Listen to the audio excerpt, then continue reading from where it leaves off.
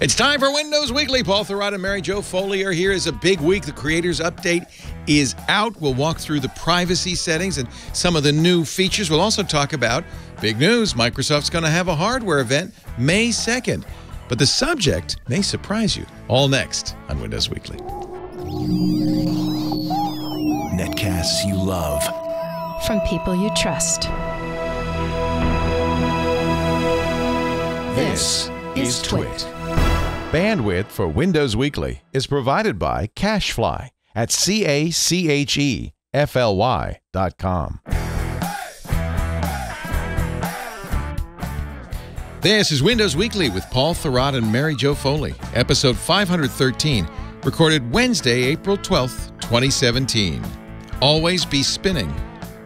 Windows Weekly is brought to you by Rocket Mortgage from Quicken Loans. When it comes to the big decision of choosing a mortgage lender, work with one that has your best interest in mind. Use Rocket Mortgage for a transparent, trustworthy home loan process that's completely online at quickenloans.com/windows.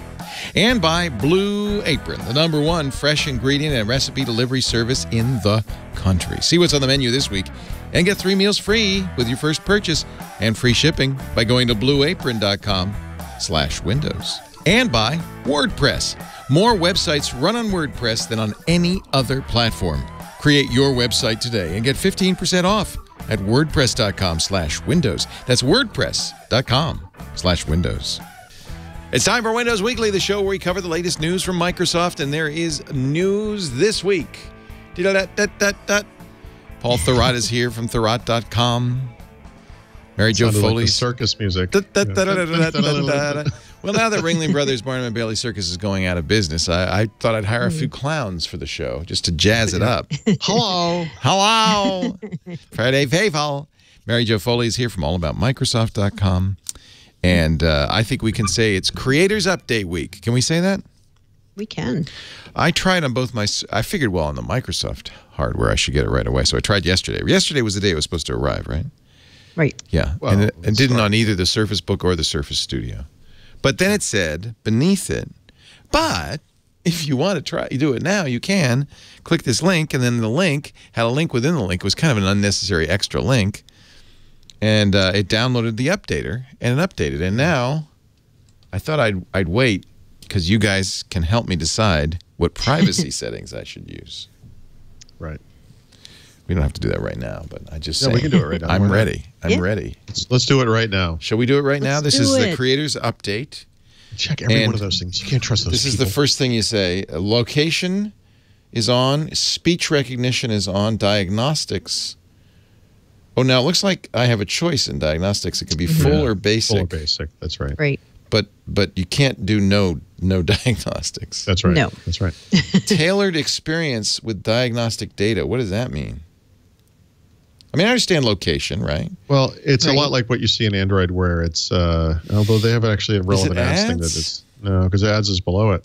Oh, then relevant ads. Let apps use advertising ID to make ads more interesting to you based on your app usage. Yeah. So that's tailored advertising. Those are there's two different things going on there that are actually the same thing, right? Because they say get more relevant tips and recommendations. Right. In my experience, Microsoft's tips and recommendations are ads. So not 100% of the time, but a lot of the time. And so to me, those two things are very close. If you use Android, you can turn off a switch where they won't target ads as well. You're still going to get ads. Won't be customized. That's all. They just won't be. That's right. That's right. They do have a help dialog that gives you, several more paragraphs for each setting, so you can get a better idea. I actually find this stuff to be very unclear in the sense that I think most people will be confused by it. For example, location is a great example. On a phone, you typically do want to turn on location services for various apps and things on the phone because that's what makes those things work well, right? I mean, and I don't mean just obvious things like maps obviously need location, but sometimes you might want your photos geolocated or something like that. And on a PC, not sure what that means, huh? Yeah, isn't it? It's for tablets. It's also for tablets too, right? And I should point out that whenever I use Google services on my desktop in Chrome, Chrome asks for location information. Mm-hmm. And it would just be, I mean, all it would know is, well, you're roughly in Northern California, or you're in Petaluma, maybe based on my IP address. Oh, Google knows a lot more than that, Leo. Well, I know it does. But I understand that because then, you know, when you open Maps, it goes to where you are and all that stuff. I mean, you still do that stuff on a desktop. Mm-hmm. Yes, but I think to the typical Windows PC user, that question seems a little strange. Yeah. You know. Yeah. We're, well, maybe because we're used to it now, maybe not, but. Yeah. In the context of Windows. Yeah. Yeah. Sure. Right. It's, I guess, also it's not clear what the advantage is here. You know, in other words, you're going to turn on location services. Right. And what does that get me exactly? Right. Why would I do that? What's the you know, what? How does that help me? Well, I mean, you know? it says something underneath about what it is. Like if you want to have your local weather, directions to favorite places. So it gives you a little. Yeah, I want to know what the weather there, is, right? And I'm looking in the longer explanation, which is available if you click the Help button. Microsoft's location service provides location information to Windows devices using GPS, not in this device, nearby wireless access points, cell towers, and your IP address. But Turning on location enables certain apps, services, and Windows features to ask for, this is interesting. It lets them ask for permission. I was going to, excuse me. Right, exactly. I'm sorry. That's what I was just going to say. I don't care what you select here. When you run weather for the first time, Still going to ask you. It still asks you for your location. And if you never run the app, you're going to get the weather for Washington, D.C. In really the not tile. useful. Yeah. Right? So this is, you know, this is, I guess, this is not what I was referring to earlier from the confusion. But actually, this is very consistent with a lot of features in Windows. So there's a master switch for the game mode feature in the Creators Update, for example. If you enable that, and it's enabled by default, so you don't really have to, that doesn't mean that game mode is enabled in your games.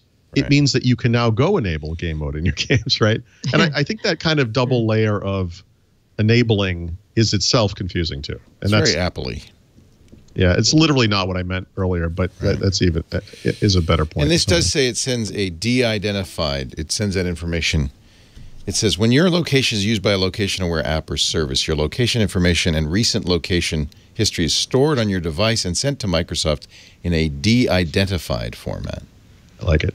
So it's de-identified. I mean, you know, as this is as good as you're going to get, you know, the one limitation might be that you can't turn off all communication with the home office. And this is the Windows as a service thing, right? In other words, what they're saying is that for this system to work, that basic level of diagnostic feedback, the telemetry essentially, is what's required. You know, none of this bothers me. I'm just going to accept it all as is. Now, I know. I just so. By the way, me too. I feel exactly the same way. You spend a lot of time on it once, and you're like, well, what was the big deal? Somebody said Windows Hello works faster. It does seem to work pretty quickly, but it was pretty quick before, as long as it could see me clearly. And now we go through the traditional, your files. Now we go through the just where you left them. Psychedelic, drug-induced. Ooh, man, that am I having a stroke? That gradient. A moment. So I'll let that run. I left that on because I thought, well, maybe Mike, maybe you guys would like to tell us what Microsoft's up to with these and what it means. But now, having read them, I don't think it's too nefarious. I'm glad they give us that information. That's exactly what they want you to think, Leo. Is this in response to the EU? Yeah, probably. Yes, I mean, Switzerland. Switzerland, France, EU, all the other regulators who have been complaining, users who've been complaining. Okay. Yeah. Speaking of which, we've not heard back from any of these guys. It's released. It's coming out now. You're right. Yep. I mean, tomorrow, today, Now's the next time. week, some regulator somewhere could come out and say this does or does not meet our needs. Right. Yeah. Well, presumably Microsoft showed it to them and said, would this do? Yeah. Right. Right? Yeah. Yes. It seems like they would want to have gotten a seal of approval on that of some kind. Yeah. But, yeah.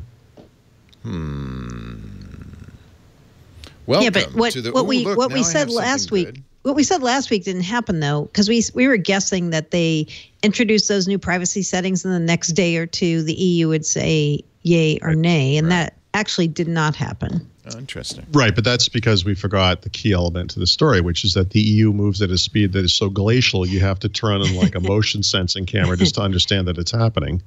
And that's I sort of cynically was thinking that a little bit earlier. when we were just having that discussion where you could almost imagine that the slow pace of how this is happening perfectly matches what the EU needs, which is that Microsoft will, in this version of Windows, release this. Sometime in the next few months, the EU will say, I'm sorry, but that doesn't actually meet our needs. And so Microsoft in the next version of Windows will adjust it slightly. And then sometime after that, they'll say, actually, that doesn't meet our needs either. And we'll just play this game until we're all flying around in jet cars and it doesn't matter anymore. They should get their needs met. Everyone should get their yes, needs they met. should. Yep. So here, now that it's booted, and that wasn't very long, by the way, just a couple of minutes. Welcome to the Windows 10 creators. The safer browser, Edge, they don't mention it by name. The browser that shall not be named. Yes. Focus on what's important. Go to Mail. Create more with new what apps. System is this on, by the way? Is this a Surface Book? Yeah.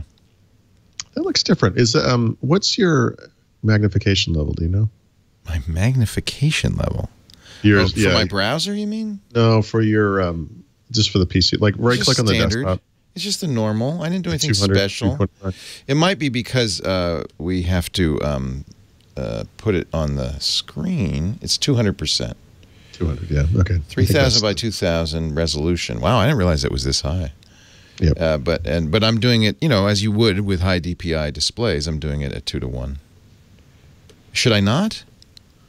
No, that's fine. Yeah, I think that's. Do you not like how I've set up my computer, Paul? No, I'm sorry I asked. The reason I asked is that display that you just showed looks different than what I've been seeing. It's probably just a layout thing. Oh, maybe, yeah. If you hit like Control minus or something, I wonder if no, it's laid out vertically. Oh, there you go. There it is. I had zoomed in on my browser, so that's what I did Control 0 to get to the default. Sorry about that. I do that because it's easier to read on the screen. It's fine. You were concerned. You were deeply concerned. And then I get a this is news what I feed. obsess over. That pixel is off. Yeah. So, and now I'm in. Now they do have a app. Oh, this is the assistant that I used. Okay. Right. So I can get rid of that now. Yep. You'd think they would toss that in the trash after the upgrade, but maybe you'd want to run that again. You don't want to touch people's stuff. Don't want to touch his stuff, man. They did add, this is interesting, an icon here, a mail icon, which I did not have before. I don't use Microsoft's mail app, but they kindly set it up. They kindly set it up and signed it into my Outlook.com account. I can tell because I have 79 unanswered. Oh, that's pretty. Oh, that's pretty. It's funny. They're pretending they didn't but see, the badge said 79 new mails. But they're pretending they didn't set it up. They're saying, well, do you want to go to that account? Oh, well, this account is on your computer, so it was auto. Yeah, it knows. You must sign it. You sign in with this account, presumably. Yeah, this is my main account. Yeah, so it knows about it. This is pretty. Look at that new background. I like it. I like it. All right. So this is the new Outlook Express. Yeah, basically. Yeah. All right. And thank you for dating all of us, by the way. Yeah, really. I don't see any ads or anything. I see a bash on Ubuntu. That's a good thing. All right. Well, there you go. Creators update. Yep. Nice. I thought I'd walk through. That was actually a very simple process. And I did that one not using the automated update, but I went out and I got the upgrade assistant, as you noticed. Mm-hmm. Okay. I still think this upgrade is going to go great. I know it's stupid to even say that. In fact, I know also by saying that I've completely screwed it up for everybody. But you have. I get the vibe that this one's going to go well. I hope you're right. Yeah. I heard from a couple of people since yesterday that they were already automatically offered the creators update, and it's brand new hardware basically that people are being offered. That makes sense. Yeah, one was Dell. One guy built his own custom PC like 3 weeks ago, and he got offered it through Windows Update. I also heard from someone from HP and someone from Dell, and I think that might be it. But I assume this is pretty consistent across PC makers that the products they've released in the past 6 months have literally been designed to address this update. And so you're starting to see more computers come with pens, including computers that a year ago they sold either that exact version or a slightly different version without a pen. And now they're starting to add that stuff, and of course you see Windows Hello everywhere, which isn't unique to this release, I know, but it wasn't always there before. That's kind of interesting. It's weird how the PC world is some months or even years behind Windows in many ways. depending on the feature you're talking about. Yeah. But it seems like it's really starting to happen. All right. I mean, it's funny because this is the big news in my world, but you didn't even put this. You didn't even put this at the top. The top. It's number two. The number one story. Microsoft's hardware event for May 2nd. They're doing one. Yay!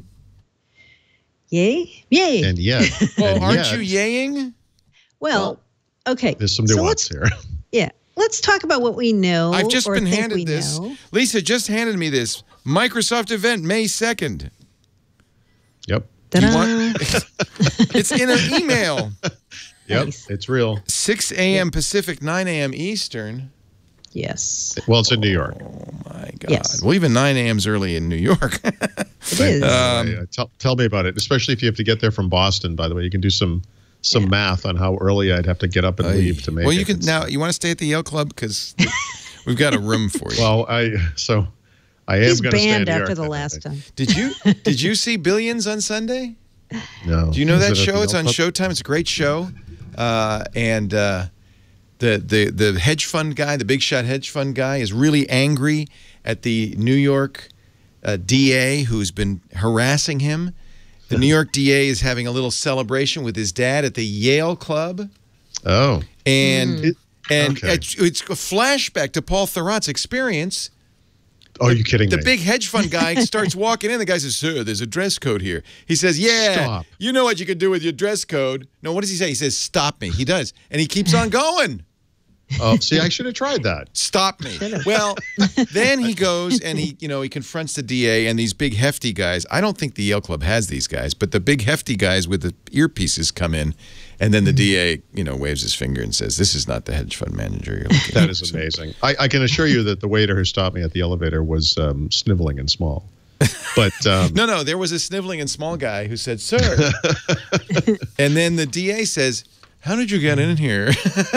Didn't they offer you a blazer?" Yeah. I have, we all go through those moments in life where you feel out of place, and that was a good one for me. Well, it was my fault, Paul. I should have thought better of You brought your ascot, didn't you? allowing you into the club. I would never wear white on a Tuesday. They did send That's me all a I'm note saying. about you. Sure. In future, if you wish your friends to stay here, make sure they have a collared shirt available. No, they did not. They did not. They said not a word. They were very happy to have the money, I think. Yeah. So this event, should we cover this live, do you think? And would you like to be part of that? Oh, boy. Right. So let's see. Let's tell you what we know and think about this event, and then you decide. Okay. Okay. So 'Cause this it is a isn't a little odd. typical hardware event. Right. It's, a lot of people thought this might be where Microsoft was going to launch Surface Book 2, Surface Pro 5, other new hardware configurations. But when the invitation came today, here's what it is. It's a picture of New York City done as a cartoon, and it says, "Learn what's next." And underneath it says Microsoft EDU, which is education. And that's all it says, literally. So what we think this announcement is going to be is Windows Cloud, which we've talked about on the show before, which is the version of Windows 10 that Microsoft's going to call Cloud, even though it really has nothing to do with the cloud. Because It's the branding version, is their strong point. yeah, it's the version of Windows 10 that has a limitation on it so that you can only run UWP apps / store apps. And then if you don't like that limitation, you'll be able to upgrade to Windows 10 Pro for money. So we think they may, at this event, ship some kind of a new Surface form factor with this preloaded, possibly something like a Surface 4 tablet. But we don't know that part for a fact. Well, we don't know any of the things I just said for a fact, but those are all the rumors that we've heard about what's going to be happening on May 2nd. I mean, I've heard and you've heard, and it looks like everyone has heard that we should not expect a Surface Pro Right. at this event, which really kind of screws everything up from just from a theory standpoint. It doesn't mean there isn't a Surface Pro refresh coming. Of course there is, but the timing now is in doubt. I think the one, well, there are a couple of interesting things. When you speculate, you want to kind of base your speculation on some kind of truth, right? I mean, we're not just throwing out weird ideas. Right. you pointed out to me recently, for example, that Surface 3 launched in the spring. And I think you said, and I think you're correct, that it launched sans event. There wasn't actually an event for Surface 3 when it launched probably 2 years ago. It just kind of came out one day. Spring is obviously an ideal time to launch education products. Surface 3 is a device that needs to be replaced. I've said personally that I think what it should be replaced by is a low-end Surface Pro, but whatever. Running Windows 10 Cloud makes sense. A lot of people have said that that Windows 10 Cloud would be positioned against Chromebooks, which is an education play. I think it's a little more varied than that, but that would still be a big part of it. So that doesn't really negate that at all. Although, think about this. Think about this, though. Hold on. If we're talking about, so what we think we're talking about with this event is Microsoft having a device that competes with the Chromebook, right? Like that's kind of the implication of Windows Cloud preloaded on some kind of a Surface, right? Yeah. If that is what this is, Surface Pro would be way too expensive to be that device. Well, Surface Pro as it is today, but a Surface Pro without a pen running on a Y series processor, which is basically a Core M3, could be priced in the old Surface 3 range. I mean, I don't think going down to, I don't remember the exact config, but let's say the base config on Surface 3 is probably 2 gigs of RAM, 32 gigs of storage. That sounds about right. Maybe 64. I don't remember exactly, but you can't go that far down the chain today, right? That doesn't make any sense. Yeah. But 4 gigs of RAM, 128 gigs of storage, Core, Core M, what we used to call Core M, Y series processor, $500-ish. I mean, you could make a case for it. It does multi-touch. You can add a keyboard, any keyboard if you already have it, if it will work. Obviously, what you want is a type cover. Probably want a pen if you're in education. I don't know. So we'll see. I mean, and I've stitched together, other rumors to wonder if they're not related. So, for example, we heard from Digitimes about a possible, what they call a Surface Book or clamshell Surface, meaning a laptop. What if that plays into this somehow? You know what? Factor. I really hope whatever new device they introduce for education specifically is a clamshell, because Surface, I know I'm going to get shot for this. Surface Pros do not stay on your lap. Students type on their lap a lot, and I think it would be a mistake to use that form factor if you're specifically going after the education market.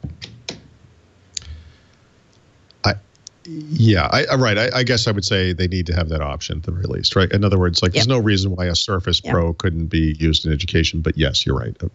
You would want to have at least some option. I also kind of wonder, and this is just off the top of my head, but whether Microsoft might restrict the sales of such a device to the education market, and that would help prop up Surface sales at retail, because they are really pushing this kind of premium strategy right now. And if you come in with a low ball Surface quality device for education and anyone could buy it, it could kind of undercut their other products. Right. So let's throw a couple of the other rumors that people are throwing out here. So I'll tell you, I haven't heard either of these two things I'm about to say, but they're interesting ideas. One is, what if they announced a Surface Hub that was a lower end and lower priced version for the classroom at this event? The Hub's the big screen TV that lets you draw like a whiteboard. Yeah, but it's really pricey.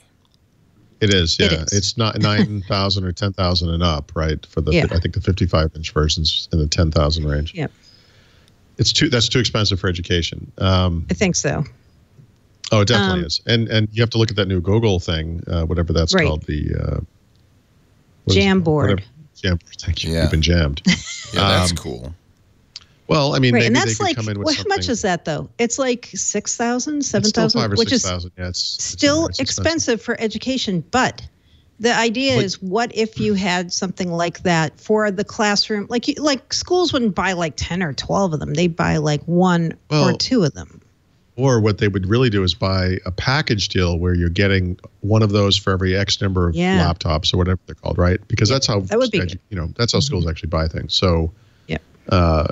if you just threw one of those in with X number of, I mean, you wouldn't just throw it in, but if you at a reduced cost or whatever, with X number of these other Surface devices, I mean, that might make some sense. I like your thinking on that, because say you said, okay, if you're a school, you could buy 200 of these Chromebook things, which are really Surface 4s or whatever, and we'll let's not call them Chromebooks.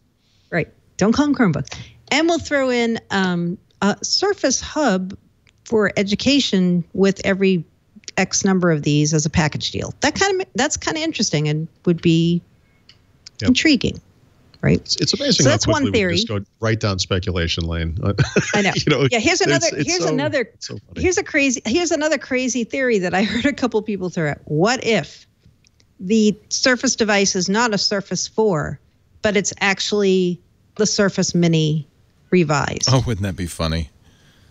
And, they've got a warehouse full of them. Yeah. They could give them away. I mean, think about it. So that's a clamshell form factor, maybe? It's a small device. It looks like a book running Windows Cloud. No. This is good. Education, it has to be at least an 11-inch device. It has to be a clamshell form factor, like you said. Yeah. There's no reason why it couldn't be a Windows 10 cloud-based, low-end Chromebook kind of thing. The Surface Hub, the Surface Hub idea is very interesting, though. That kind of almost helps sell this a little bit, because it turns it into a collaboration thing between the teacher and the students. Yep. So again, we haven't heard that there's a mini Surface Hub or an education Surface Hub. We haven't heard that this is Surface Book or Surface Mini 2.0. We haven't heard that. We're just guessing right now. And people are throwing all these guesses out there on Twitter because a lot of people don't want to think it's just a Surface 4 running Windows Cloud. Well, here's what's goofy about this event. Last week, soon after this show last week, I think Thursday or Friday, I heard from a person for the second time who has seen in person the next Surface Pro. Yep. And, I tweeted about it, and then I wrote something about it over the weekend because, at that time, just 4 or 5 days ago, there was so much speculation around this event. Was it really happening? Were they still going to do it? Yep. What are they going to announce? And of course, we're still asking a lot of those questions today. But it's very weird to me that it's less than a week later. And Surface, you had said previously, Surface Book wasn't being upgraded.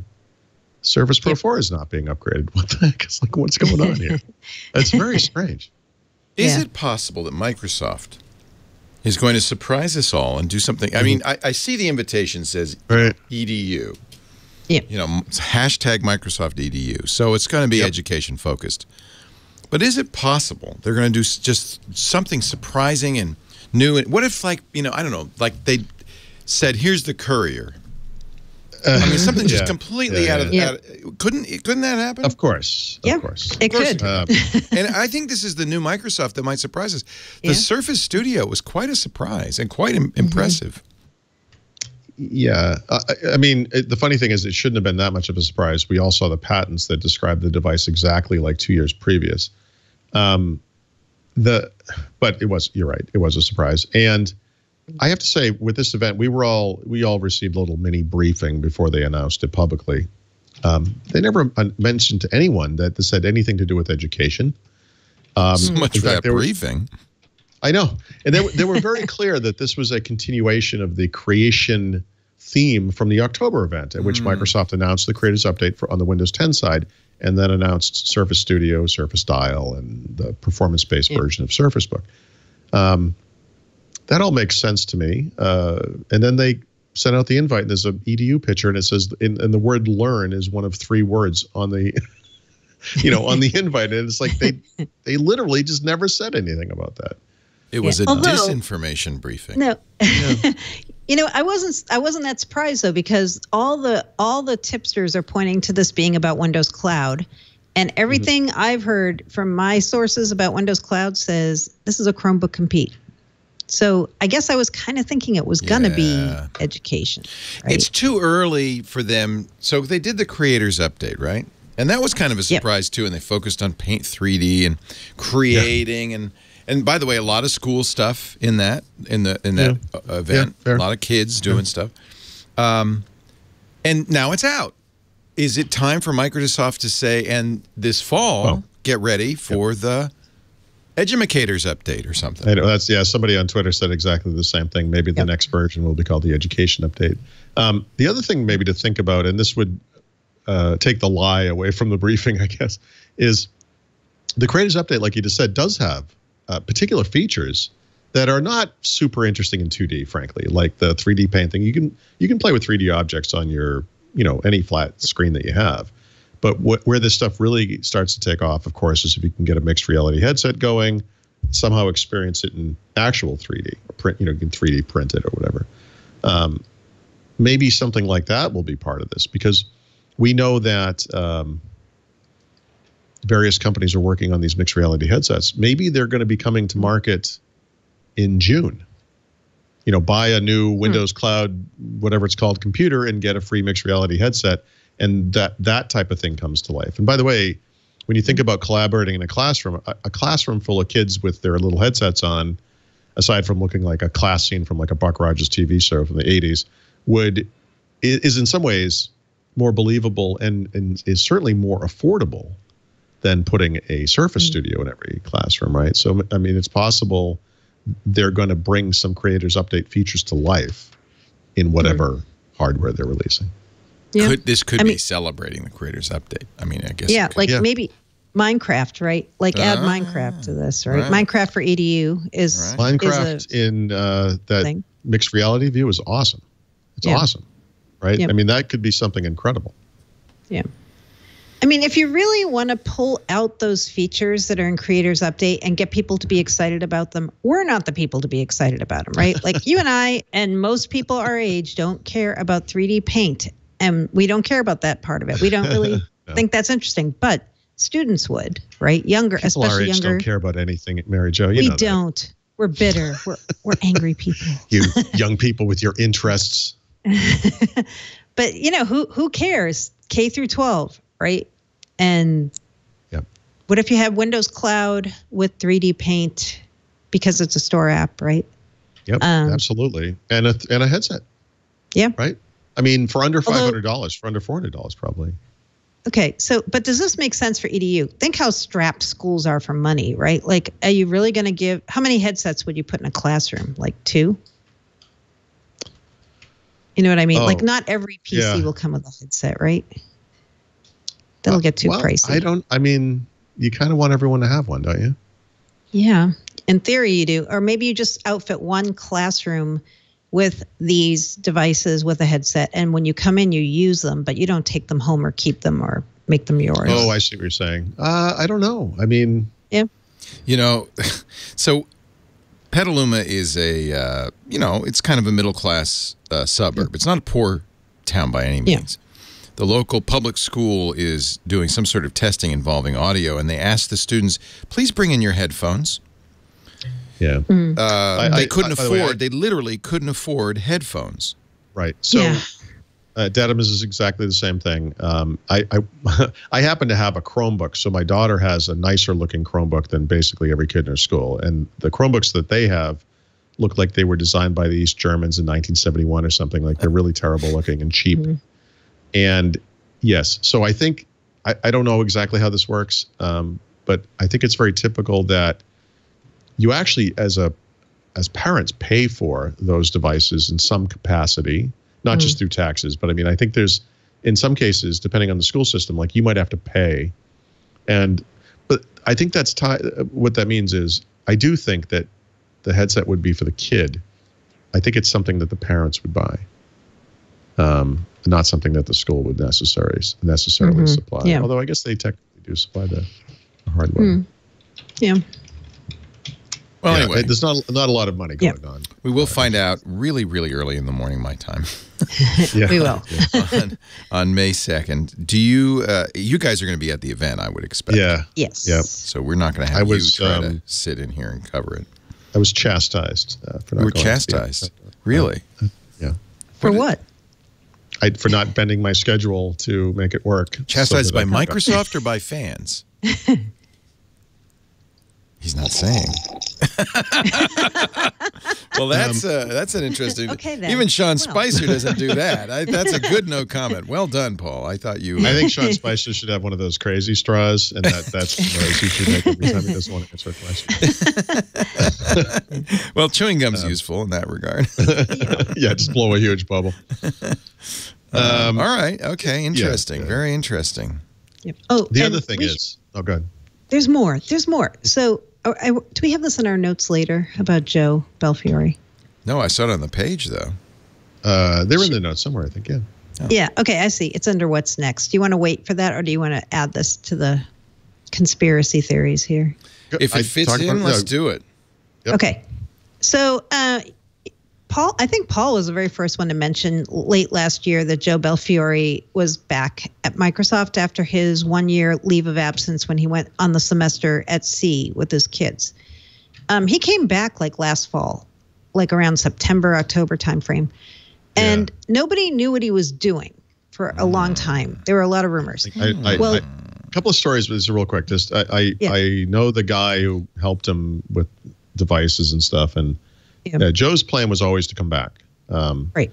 But after setting this guy up to take off, I had the theory that he would spend all this time with his family, which he did, and then he would realize that what he was doing at Microsoft was pointless, and that he would never come back.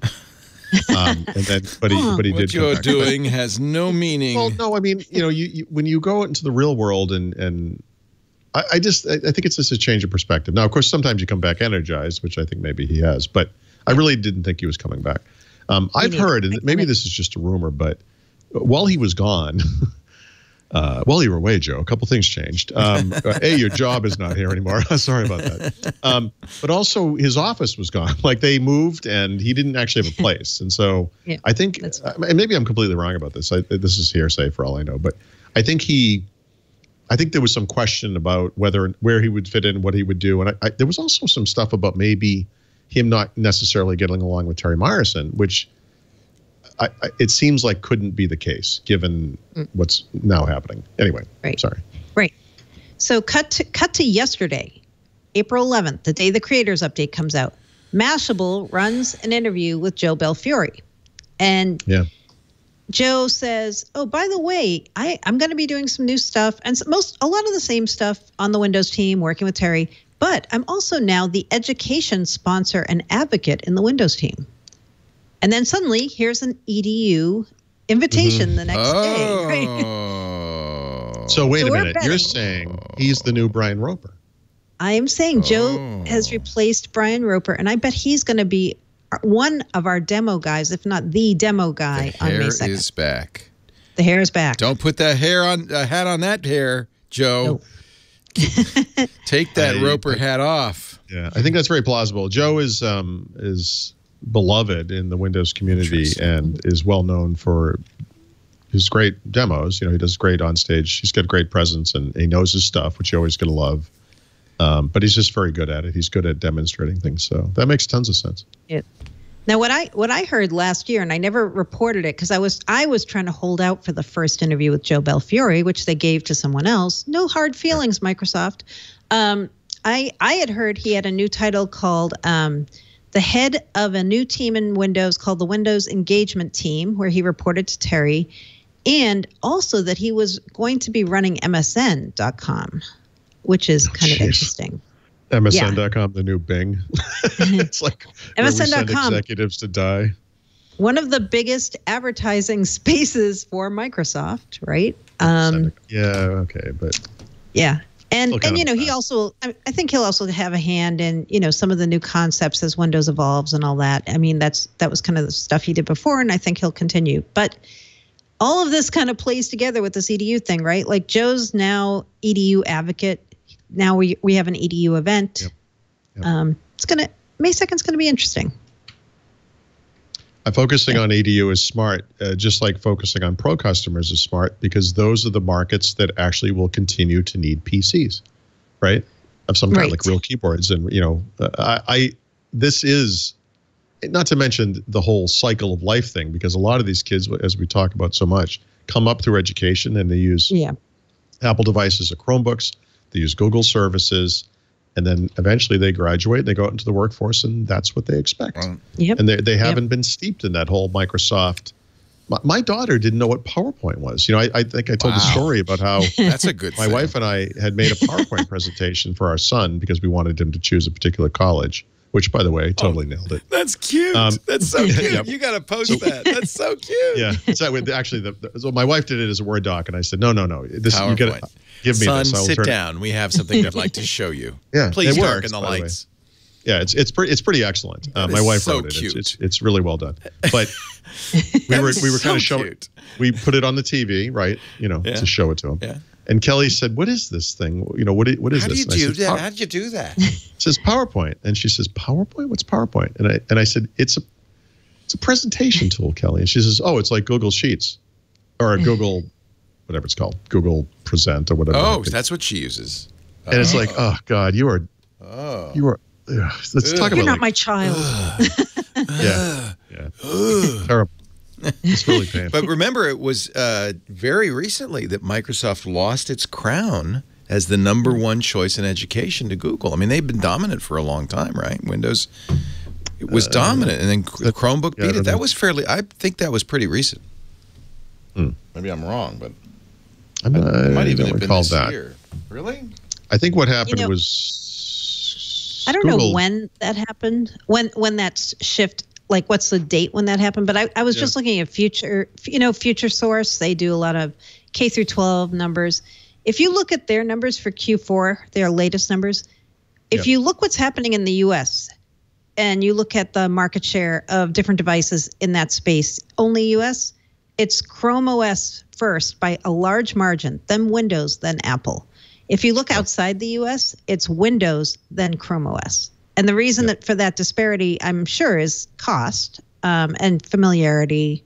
But, who knows when that will switch over outside the U.S. too, unless Microsoft does something like it's looking like it's going to do now. New York Times from March of this year. Over the last 3 years, Apple's iPads and Mac notebooks, which accounted for about half the mobile devices shipped to schools in the United States in 2013, have steadily lost ground, and with Chromebooks. I think I sort of remember that, but as well. Yeah. Okay.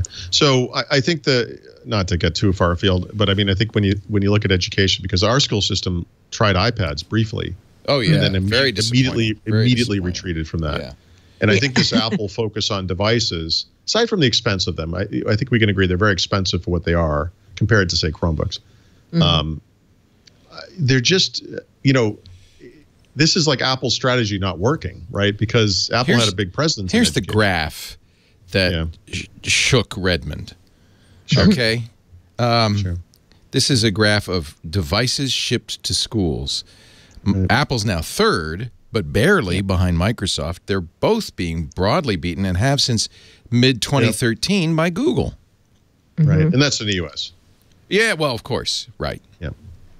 Chromebooks in 2016, 58% of the market, up from 50%. Yep. Shipments of iPads and Mac laptops fell to 19%. Windows and tablets, laptops, relatively stable at 22%. This is from Future Source. Identified something else that Apple could apologize for. Screwing over Microsoft? Oh, the iPad is absolutely a terrible choice for schools, and I hate seeing that. Although there are a few things like the Swift Playgrounds, I think, which, if I were going to teach programming in schools, Swift Playgrounds might be the single best way to do that. By the way, I agree with you completely. There is zero reason why that couldn't be on the web. Oh yeah, well, because it's a wonderful tool. Apple wants to sell iPads, but I mean, it's okay. But it's not it doesn't highlight any advantage of the iPad. Right. It highlights that Apple's tunnel vision strategy isn't necessarily good for people. That's right. That's right, Paul. That's right, Scroogled. That's right.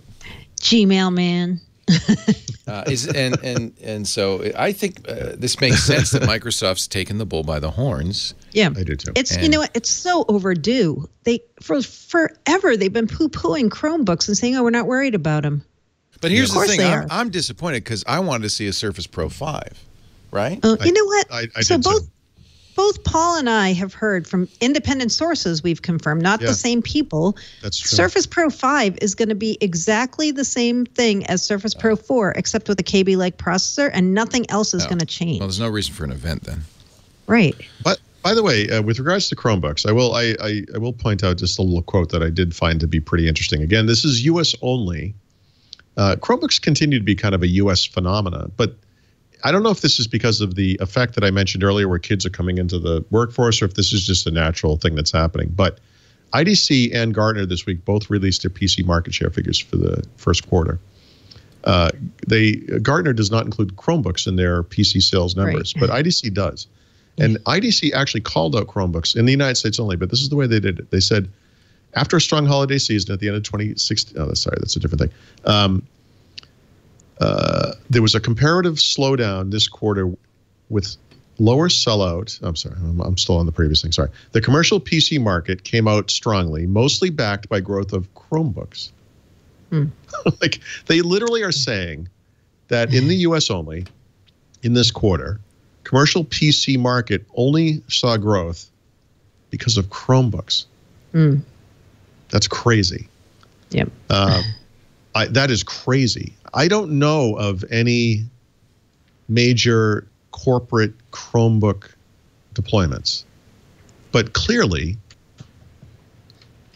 this is starting to happen here. And that has to be nervous for Microsoft, right? And that's crazy. Yep. So again, it's a U.S. phenomena, but it's happening in business now. Linux on the desktop, stand back. It's the year. I've heard it's the year again. It is the year. I keep saying it. It's the year. It's so good. So good. I feel good about 2017 being the year. Let's take a break because you want to tell us all about what's new in the Creators Update, and I'm dying to find out. I installed it, so I'd like to know. It looks pretty much the same to me. I'm sure there's some good stuff under the hood. Our show today brought to you by not only Paul and Mary Jo, the two best Microsoft journalists in the business, but the fabulous Quicken Loans, makers of Rocket Mortgage. If it's come to this, if it's come time to buy a new home or refi your old home, and I think now's a good time to refi because rates are not going to go down. I think they're going up. They're going up, right? The Fed raised rates. So put this in your thought bin. I don't know why I lost all eloquence. I can't make thoughts. Put this in your hopper and smoke it. Quicken Loans has a product for refining or buying that means you don't have to leave the house. You could do this. You could do it at an open house. Let's say you see a house. You say, oh, we got to buy this house, honey. Well, that would be nice, but I wish we'd thought about this ahead of time because how are we going to make an offer? We don't have a mortgage. We want to get approval. No problem, honey. You whip out your phone. You go to quickenloans.com/windows, and you are taken off with Rocket Mortgage, the fully online mortgage approval process. And, you know, the last time we bought a house, Lisa and I bought our house in October 2013, so 3 years ago. The last time we bought a house, it took us a month to get the loan. We applied, and then they wanted more stuff, and we kept bringing stuff in, and then we went on vacation, then we were faxing them stuff. It was crazy. I would have used Rocket Mortgage had it been around then because literally you're going to get approved in minutes. So you provide all whatever they need, pay stubs or check statements, with the touch of a finger, right, electronically. You can actually, they have little sliders. You can adjust the rate and length of your loan in real time so you can get the loan that's just right for you. And then submit, and you'll be approved in minutes. They turn around right away. Not weeks, not months, not even days, minutes. Skip the bank, skip the waiting, go completely online. This is the future of getting a home loan. Quickenloans.com/windows. Equal housing lender, licensed in all 50 states, NMLSconsumeraccess.org, number 3030. Rocket Mortgage from Quicken Loans at quickenloans.com/windows. Paul Thurrott, Mary Jo Foley, the Windows couple, king and queen of the Windows prom. Oh. Yep. Mary Jo, of course, you're not using Creators Update yet. I am not. Paul Thurrott, of course, you've been using it for months, maybe years. I think I have it on like 15 different computers right now, but yeah. So you actually, the two of you represent the spectrum, the full spectrum of Windows. Yeah, there's definitely a spectrum happening here. Yeah. You're on the spectrum. In the middle is me, because I'm not an insider. I didn't want to do the preview. And yet, you know, I probably did it too early in the day yesterday. I've refreshed. And of course it was Patch Tuesday, so there were cumulative updates anyway. And then I thought, oh, maybe I'll get it. And I didn't. But that was at noon or something. So right below it in the Windows Update, you know, then the control panel there, you can click a button and you get the Update Assistant, and you can do it by hand. You don't even have to go to the Media Creation Tool or anything. It's very straightforward. Right. And I did it on both the Surface Studio and the Surface Book. You saw the finished, you know, the final part. It was painless. It was easy. I haven't, you know, I haven't plugged in the Kindle or tested the camera, but I think don't plug in the Kindle or the camera, Leo. Not during the show. That was a problem last year. I think you can almost guarantee that won't be a problem this year, right? Yes, I suspect that was tested. Yeah. Let's hope. Yep. So what have I got here? What am I looking at? Actually, you know what the goofiest thing about the Creators Update is in many ways is that last year when they had that October event, I think we all sat back. Remember the way they came out? Yeah. Right at the beginning. And I think a lot of us were like, what's going on here? You know? Yeah. And then as the event kind of went on, it was like 3D stuff. And, you know, they didn't call it then, but mixed reality and blah, blah, blah. And I think the thought coming out of there was, okay, over the next several months, we're going to learn about way more creator features that are going to be in this thing. That was just the tip of the iceberg. And honestly, not really. You know, like there were basically two major creator features in this product, right? One is the 3D stuff you're looking at there. Paint 3D, which is an app from which you can create and share and print, I believe, 3D objects. Remix 3D, which is the website where you can find community-created 3D objects, and I think also print from there. And then there's a View 3D app, which is just for viewing the objects. These things will become more powerful when we have mixed reality hardware, but we don't have that yet. And so that's one big chunk of it. And then the other one, and man, we're really kind of flirting the line of what what makes something a creator feature. That was cool. But there's Beam broadcasting capabilities for video games, and so anyone can broadcast their video game sessions over the Beam service now from Windows 10. And that's it. Whoa. This is cool. You forgot Nightlight, Paul. Oh, Nightlight, big deal. Yeah. No. Sorry. I mean, that's it from a creator's perspective. For creators. There are many. Yeah, there are many other features. Yeah. And actually, I've sort of tried to have a little fun with this. I mean, I don't know that I would consider this update to be a major update in the scheme of, say, the anniversary update, which is I feel is a very major update. There are major updates to Edge, and those are important for people that want to use that browser. There are lots of little things like that Nightlight feature, device lock, and some other things. But honestly, I think the biggest changes here are a little more fundamental or foundational. That technology that runs in the back end that does differential updating, right? Which is one of those things no one will ever appreciate, right? They'll never see it. They'll never even know it's happening, but it's going to make Windows better for everybody. That's kind of cool. And then there's we can kind of go back and forth on whether this is a good thing or not, but the changes they've made to the way that people can defer or delay upgrades or updates, I think is very interesting as well. I think that's the biggest thing. That defer thing is the biggest thing in the Creators Update for businesses. I would go out on a limb. Absolutely. Yep. For businesses, that's absolutely the case. Yep. But now that doesn't make for exciting reading or exciting discussions, right? Because we're talking about stuff that's, it's not very interesting per se. I mean, the privacy dashboard that Leo was showing off earlier, you'll see some version of that no matter how you get the Creators Update. If you get it on a new computer, if you upgrade, et cetera. But it's important. It's there for a reason. It's good, I guess. But it's not, it's not going to change your day to day. Look at you. You know what's funny? Though? Like every Windows update, everybody has their thing that they think is the thing that's key, right? Yeah. Like one guy said to me, okay, can you tell me why I should care about Creators Update? And I sent him a list of all the features that are new. You know what he picked as the thing? He goes, okay, finally, I found something I care about. Downloadable themes from the Windows Store. Okay, thank you. Yeah. Wow. Yeah. Downloadable I mean, themes. it just depends what Remember that you feature that debuted in Windows 98 SE or whatever? Yeah, really? Yeah, we brought it back. Wow. I know, it's crazy. Yeah. So, there's an ebook store in Windows 10 now for some reason. I'll never understand the point of that. That's I do not believe anyone ever asked for that, and I certainly don't believe anyone said, "Oh, and by the way, when you make it, make sure Edge is the reader." That would be great. Like I just refuse to believe anyone said that. Now that we're talking about that particular feature again, what if that has a tie-in to EDU also for somehow like a college bookstore or high school, middle school, some way to share, distributed documents. Okay, and they never answered my question. We go through this with Microsoft PR sometimes, where you ask a question, and the question I asked in this case was, so what's the DRM that's on these files that we get from the Microsoft Store?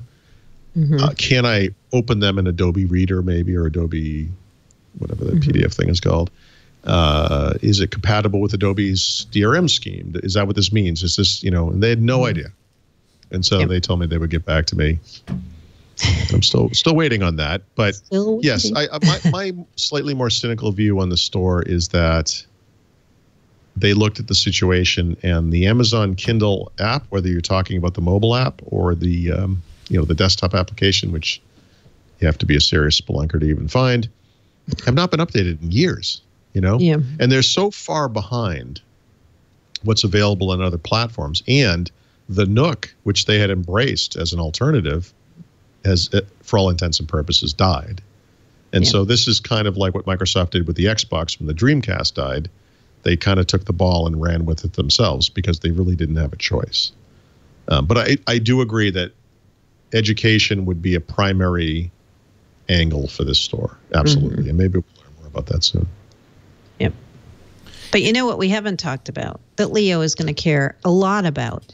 I can guess. There is the bash shell for Windows. Yes. Yeah, there is. Okay, I didn't realize how much they did to bash and the Windows subsystem for Linux in the creators update until last night when Rich Turner from Microsoft did a blog post. There are so many new things in bash and the Windows subsystem for Linux. I'm sorry to interrupt, but could I recuse myself from this discussion, or how does that work? I don't want to know.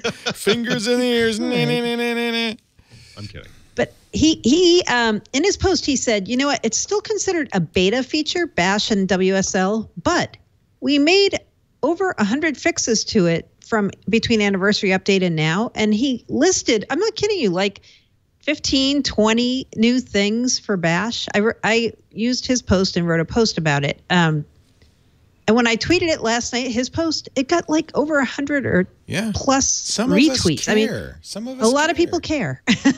At least 100. So at least 100 care. Yeah.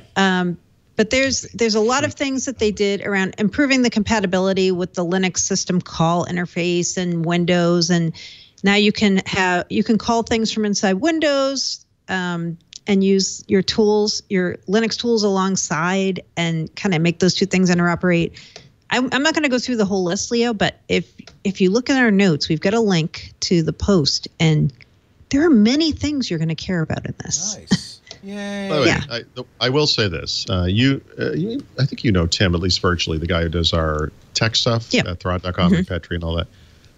He's a developer type guy, and he had pinged Brad and I a couple of months ago, and he was freaking out about Windows 10, and he was asking about running Windows 10 in a virtual machine. He couldn't take it anymore, and he was going to run some kind of Linux and then run Windows 10 in a virtual machine. And of course, the two of us were like, ugh, like whatever, dude. I didn't even understand what the issue was. But he actually just pinged us last night, and he said, by the way, the changes they made to this shell in Windows 10 Creators Update means I'm going to stay on Windows 10. Like this put it over the top for him. And I don't actually understand what that means per se, but he was really excited about it. And this was a guy who was literally going to leave Windows because he just couldn't take it anymore. Wow. Yeah. Yep. Well, so there you go. There's a lot of stuff in Creators Update that may not have to do anything to do with, quote, creators, unless, well, I mean, some people say coders are also creators too. Yeah. Right? But I also wonder how much under the hood, because from a purely, what you see is what you get point of view, this isn't that big a difference. But I'm assuming that there's big under the hood stuff going on. And Linux would be one of them. I mean, they went from Ubuntu 4.14 to Ubuntu 16. That's a big jump. I think that's what I was alluding to earlier in a way. You know, in other words, there aren't really a lot of big end user features that will impact a lot of people. But there's a lot of little things going on, and I honestly, I think the way that it adds up is pretty good. Still, there's nothing wrong with it. I mean, it's you know, it's not broken or anything. I mean, it's it's great. It's still the best version of Windows yet, or whatever. Of course, it is. Yep. But from an end user, it's kind of tough to come up with a list of like, well, here's the top 10 big things you can look forward to, because it's all stuff like Nightlight. You know, right? There's a little switch you can flip and turn your screen orange. You know. Great. I know it's great. I'm glad it's there. It's you nice. know what? Everything else had it. Windows was the last thing to get it. Sure. So I mean, Macs had it. Of course, iOS and Android have had it. Yeah. Oh, we should it's a third-party utility. Right. Yeah. Flux, right? Yeah. We should repeat a few dates too for people who are wondering. You know, so Creators Update started rolling out yesterday. Microsoft's guidance is if you're not a technical person, don't go download it. Wait for them to push it to you through Windows Update.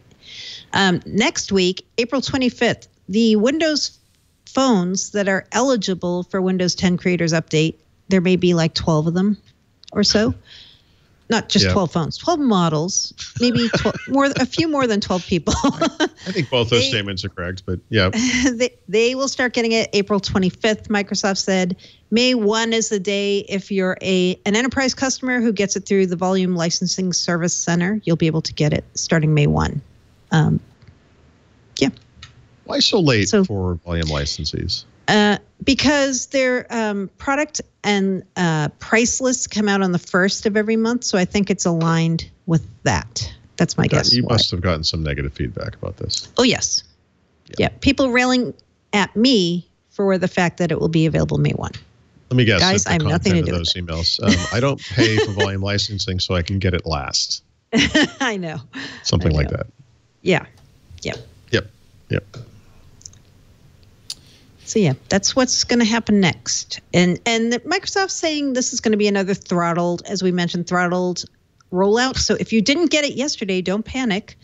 Not throttled like what I do to people. It's like throttled. Throttled.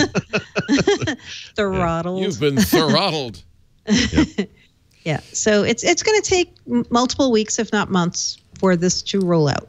And 4 months from yesterday, give or take a day, is when Microsoft will designate this version, the Creators Update, as the current branch for business if you're a company that waits for the CBB. I don't know, do we have this in the notes or not? What do you think about the theory that maybe one major update to Windows 10 every year is enough? I think I've been discussing, especially one like this. This is plenty. I don't understand the need to do more than this. I think it's a nice theory, and I think it's totally not what they're doing. I think that their original idea, remember this? It was 3 updates a year. Right. I know. And then it was 2. Then it was 2. But then they did And I think they're going to stay with 2.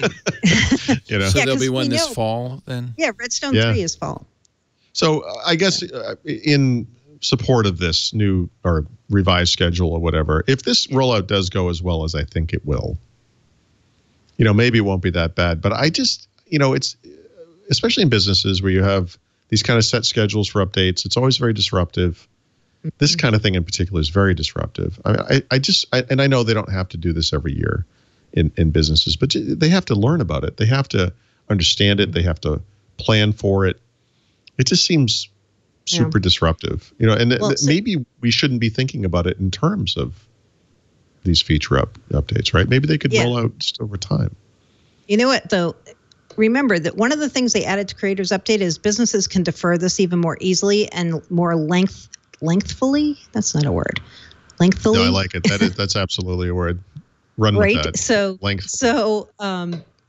because they added that, now if you're a business and you say, you know what, I don't really want to do 2 updates a year, you could technically just postpone and wait for Redstone 3 and just wait. Yeah, okay, skip it up.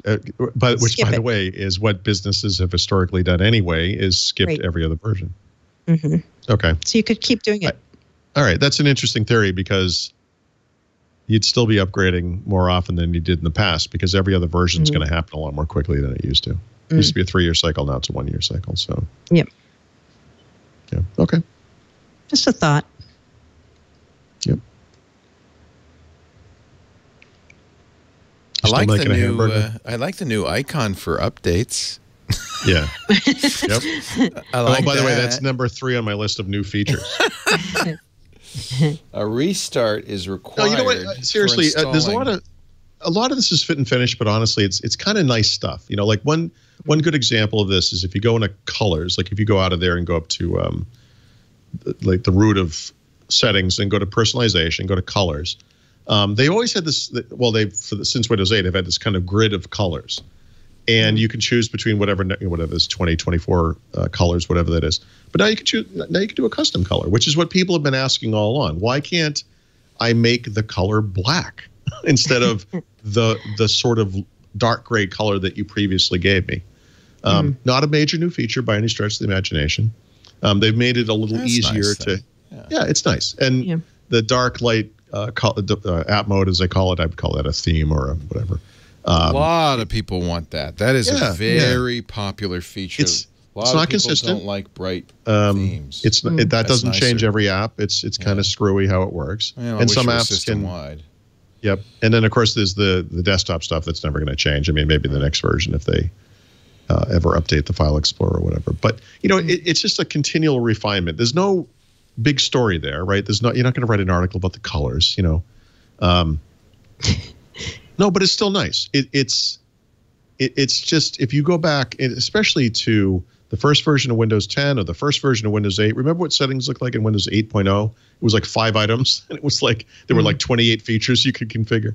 I mean, as they've exploded it out, they've done a nice job scaling the UI, which I think looks really pretty now, and adding features that people want. And this is stuff that I don't think matters. People are always so concerned about things like, oh, I want them to get rid of the control panel for some reason. Like the control panel's been following them down dark hallways and scaring them.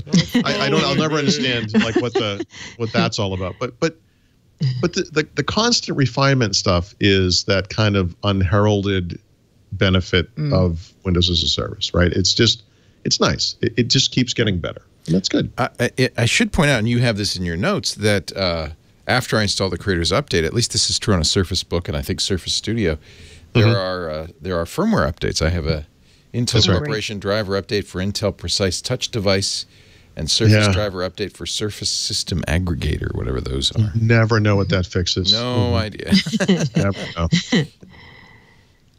Well, they came out this week too. Yeah. All right. And that did not appear until after I did the Creators Update, so you have to do that first. That's right. Yeah, it's only for the Creators Update. Right. And that's for Surface Book and Surface Pro 4, I see. Right, the two updates, the two products they're not updating next month, yes. Right. They better not update the Studio. I'll be I don't know. October kind of came and went. I know. I haven't heard any rumors on Studio, but it kind of makes sense that they might. Well, they really could. I mean, it is a little underpowered. We updated it by hand by putting SSDs in, and that really, now it's very usable, I think. I think they could do a performance-based style upgrade to that machine very easily, right? You don't change the form factor at all. You just put a better GPU in it. Simple. And what do you think, by the way, since we're back on that topic, do you think it's possible? Well, no. There's more to say about it. I mean, is it possible that Microsoft might literally just rev Surface Pro, let's say, without having an event? Like one day we'll wake up and there'll be new versions in the store. And since they're not major, like in other words, Kaby Lake wouldn't be enough for someone to run out and replace their existing Surface Pro 4, right? I mean, why would you do that? And maybe that kind of an upgrade or a revision is kind of a win-win in the sense that it will be good for someone who does buy a new machine. You'll get some small advantage there. It doesn't hurt the people that did buy it. And now they're spacing out these releases a lot more than we thought they were going to. I mean, remember, the first version of Surface Pro was revved in less than 8 months, I think. True. The second version was on about a year. The third version was about a year. Yeah. And now it's been like, I mean, we're closing in on not quite 2 years, but over 18 months. Yeah, that could be. You know, here's another thing. And I know I'm going to get misquoted, but when I throw this out there, but past 2 builds, Microsoft, before they happened, said, guys, we're not doing hardware giveaways at Build this year. This year I asked, and I can't get a comment about hardware giveaways, which is interesting. And so I'm not saying there will be one, but what if... exclusive. Mary Jo just said. Denying it. What if there's some kind of hardware giveaway? And I don't think they would give away Surface Pro 5, but maybe there'll be a coupon under your chair at Build saying, X number of dollars off. And guess what's in the store at the show? Surface Pro 5. Oh. More likely it'll be the $250 education version. Could be that. Let me offer an alternative idea. What if that rumor from Digitimes was really about a prototype ARM Windows device that is a laptop, and that's the giveaway because you want developers wouldn't be able to really test that effectively unless they had the hardware, which is the point of these giveaways. Yeah. And pure speculation, but along the same theme, possibility. Mm-hmm. I know that would make a ton of sense. I think it's very interesting. They have not said there will not be a hardware giveaway this year. They should just give away all the Windows phones they have left. Jeez. Oh. Oh well. They meant well. Oh.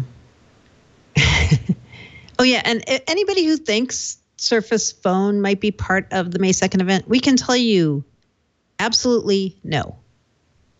That is also, a no. I'll tell you the side conversation because when the person told me that, he then said obviously and laughed. So I know this is like the secret weapon everyone's waiting for. But I know. It's not yet. If it ever happens, it's probably next year, is my guess, 2018, if it ever happens. It's definitely not May 2nd. Because remember when that patent came out for the foldable phone? Everybody's like, what if it's a foldable phone? It's not that. Yeah. It's not. Yeah. It'd be funny if they... foldable phone. They're just waiting to see what Samsung does with DeX. See how that takes off. And I see a note here that is this science fiction? The PC market is rebounding?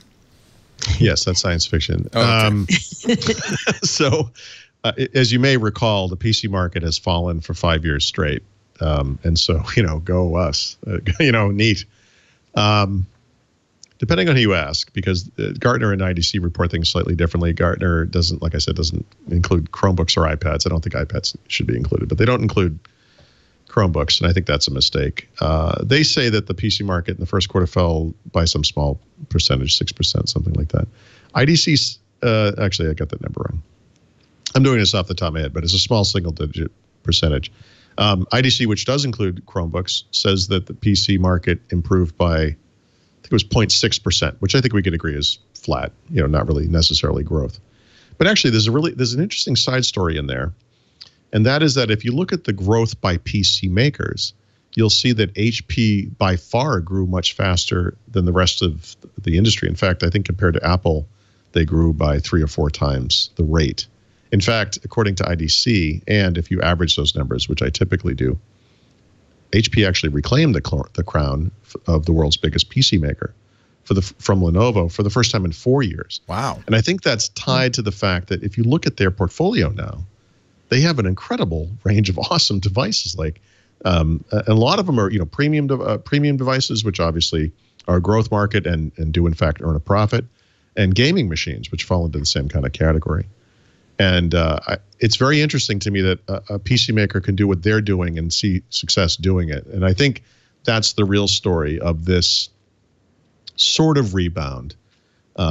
It's driven largely by HP, not by Chromebooks, right? I mean, Chromebooks had whatever impact on the business market in the U.S. only. But when you look at it worldwide, the growth is basically all HP. And then a little bit of Apple, by the way. Apple grew, 4-something% year over year. But it was HP, and I think that's very interesting. And so this, obviously, you could have a little bump, but it could keep going down. We'll have to keep looking at this next quarter after that. Hopefully we'll have a year at some point where the year is actually kind of up year over year.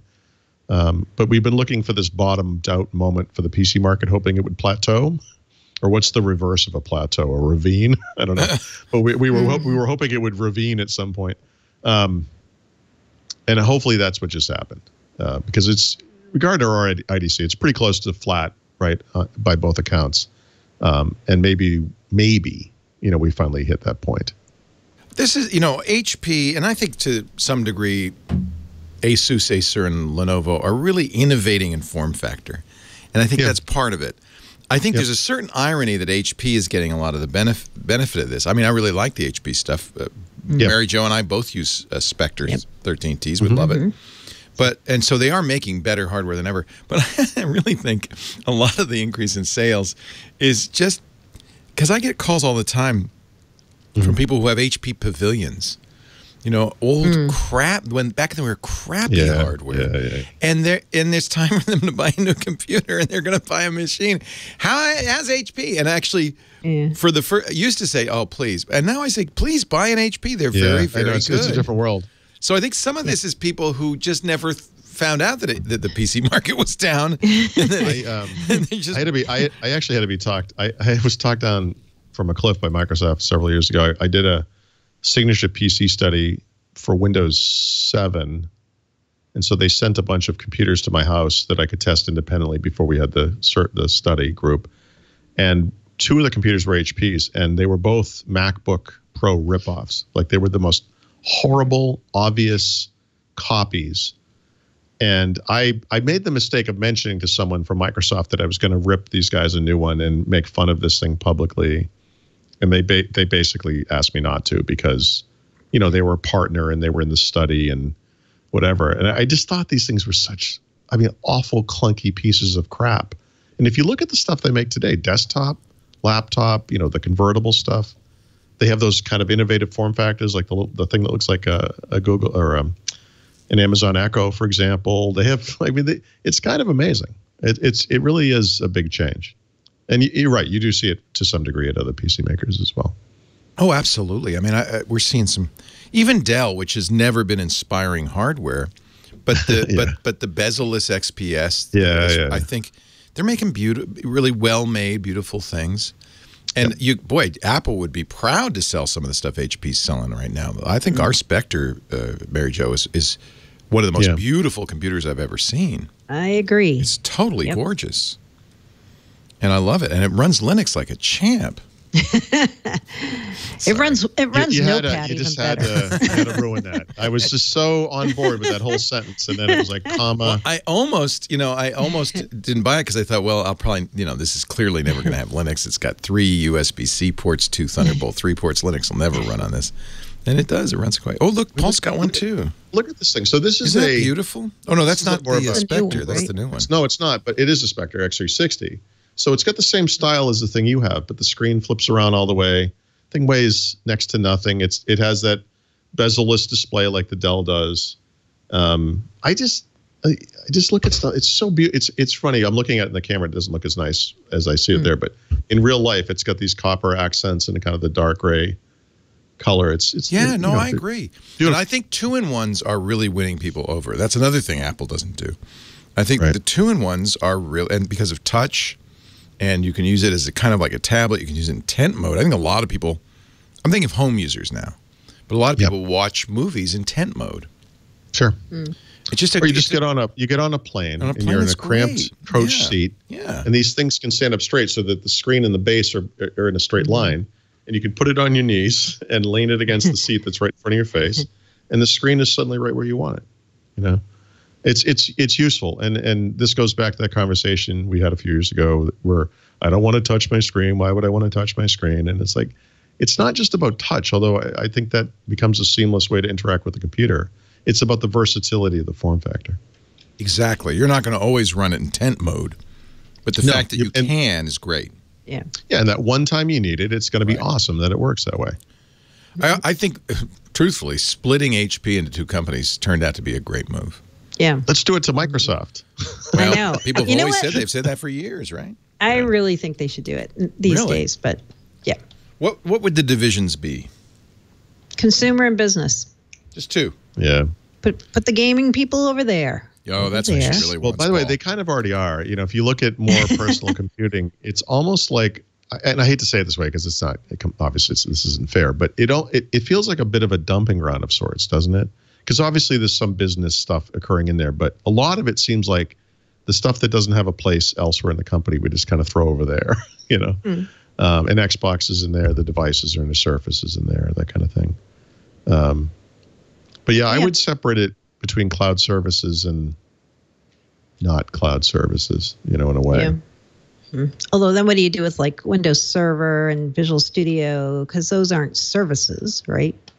Yep. Yeah, it's messy. No, this is a. It's not a nice, clean. No, it's not. It really, no, that's true. But I always feel like and it's not just because I'm not a gamer, but I feel like all the stuff having to do with gaming is kind of is an outlier with what Microsoft is doing these days. I do. Between Leo's Linux stuff, you're making Paul cry. Sorry. Scorpio's awesome, though. Are you guys going to talk about Scorpio? Yes, later on. How about this? You want to make Paul cry? Paul and I started this show 10 years ago when Microsoft was moving from XP to Vista. We were talking all about Vista. And now here we are, Paul, at the end. Yes, at the end. Oh, of Vista. The Vista. Yes. Yes. No, wow, we're going to keep on going. We lasted longer than Vista. You should be pretty proud of that. I'm not surprised by that. But it's the end of life this week. It went out with a whimper, though, didn't it? You know, it wasn't like XP went out kicking and screaming. XP is still kind of in use by some people for some reason. It's crazy. Like, it took a long time for that to die. But I think if you looked at net market share numbers for Vista over the past couple of years, and certainly today, it kind of died quietly in the night, you know, of its own volition. Although a lot of people on my social networks were talking about how horrible Vista was. Oh, okay. Remember remember Vista? Oh man. You know what though? Okay, but Mary Jo will agree with this. You know, 20 plus years covering Microsoft, more whatever number of years covering Microsoft. You've seen this as much as anybody, and it's that Microsoft can't win. You know, it doesn't matter what they do; they're never going to win. And so, a lot of the complaints about Windows from about say 2000, 2001 until the time that Vista came out was, you know, Apple's over here doing hardware accelerated graphics, and they're killing you. And when are you going to respond? And blah blah blah blah. You know. And Longhorn took a really long time, you know, to gestate and become Vista eventually. Yeah. Well, they finally did it. And then everyone said, what the hell? This thing runs really slow on my computer. And, of course, you know, the problem back then was that Intel integrated graphics had occurred, and the first generation of those could not run Aero. And or maybe ran it poorly. I don't remember the exact details. But people needed to buy a new computer to have the best possible experience, right? So, in other words, Microsoft finally advanced Windows to the state where it really did kind of require new hardware to run most efficiently, and everyone complained. The same people that were complaining for 5 years that it didn't do this stuff are now complaining that, you know, and I think that's the cycle of abuse that Vista came into the world into. I think it was a lot better than what most people think. I think it got much better over time. And I think that Windows 7 was Windows Vista Service Pack 3. I mean, it was... Everyone taught, you know, Windows 7 is held with such high regard today. I know. It's Windows Vista. It's just a little prettier. It's a little cleaner. I mean, it's a refinement. Yep. I don't know. What do I know? I only ran it on 300 different computers. I actually don't. I think, and I'll get a lot of heat for this. Yeah. And maybe it was because I didn't use Windows all that much, but I don't think Windows ME or Vista were that bad. Right. No, that's exactly right. I have a laundry list of features that debuted in Windows ME that no one even you couldn't live without today, and everyone still trashes that thing. It became just accepted wisdom that was terrible, and even if you didn't have a terrible experience, you knew it was terrible. So it's I think you're right about like slow. the MacBook Pro is for Apple today, right? I mean, the truth is that truly is terrible. Okay. I'll let that stand. I actually traded in the Touch Bar MacBook Pro for the less expensive one with function keys because I kept hitting the Touch Bar and it didn't have any utility for me at all. Yeah. Maybe me was that bad. I don't know. I don't remember it that well. It's all, you know, it's like childbirth. You kind of blank it out after a while. Otherwise, you'd never buy another computer again. Our show today brought to you by, I just got my Blue Apron box. little break so Paul can clean up. I got the Blue Apron box came today, and we went through, and you know what? I wish I had it. Hey, if somebody's listening, bring me my Blue Apron box so I can show people what it looks like. Love the Blue Apron. Love it. They're the #1 now. In fact, there was a great article about them in the New York Times. #1 fresh ingredient and recipe delivery service in the country. They are just knocking it out of the park. They bring you incredible ingredients, everything you need, everything, and just the right amount to make an amazing meal. If it's like a 1/4 cup of soy sauce, that's what you're getting, a little bottle, a 1/4 cup of soy. There's no waste, right? It's just what you need. You get an 8x10 glossy recipe card with everything on there, step by step, that you need to make it. And the nice thing about this is, even if you're not a cook, they make it so you can be a great cook. Here comes our box. They make it so that you can be a great cook. This is our Blue Apron box, just came today. I'm so excited. I don't know what we got. Lisa does the picking. So the nice thing is you don't get a box unless you specifically request it. It's not a subscription service. And you pick the menu items. You go to blueapron.com/windows and you pick the menu item that you're going to get. And it comes in this nice refrigerated box. Always fresh. The meat's never frozen. The fish is never frozen. It's always fresh. Okay, in this box today, Za'atar spiced chicken. Oh, that looks really good. With pink lemon pan sauce and pearl couscous. We've really become pearl couscous fans thanks to Blue Apron. I've had in a couple of recipes, and I just love this. So what you get, I'll show you the recipe card in here. I don't know if I can. I don't have the camera set up quite right for this. Let me see if you can see it. This is what you get. 2 chicken breasts, a cup of pearl couscous, no extra, 3 cloves of garlic, a pink lemon, a bunch of thyme, a 1/2 pound of Brussels sprouts. Oh, see, now I'm going to modify that because I know Lisa's not a Brussels sprout fan. I'll make them and I'll put them on the side for me because I love them. It even comes with the butter. They come in a little bag. They call them the knickknacks bag. I should show you the knickknacks bag. 2 tablespoons of roasted almonds, a shallot. Oh, this is going to be for the udon. They sent us udon noodles. Oh, I don't know where that is. Oh, yeah, it goes with the seared catfish. Oh, with udon noodles, mushrooms, and carrots. Oh, man. This is so exciting. Everything's fresh as fresh can be. Perfect. Like these are the Brussels sprouts. Perfect, not a blemish. They pick everything by hand to make sure it's exactly what you need. And when when they say you need 2 ribs of celery, you get 2. You don't get a whole bunch. So there's no waste. And the nice thing is this ends up costing less. Here's a knick-knack bag. I'll just show you a knick-knack. This is the knick-knacks for the seared catfish.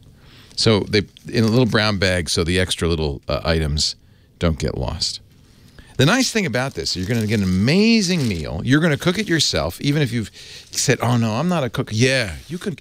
And it gives you this great confidence. The house just fills with this amazing scent of just aromatic ingredients. The kids go, what is that? They have, by the way, plans for families and for couples.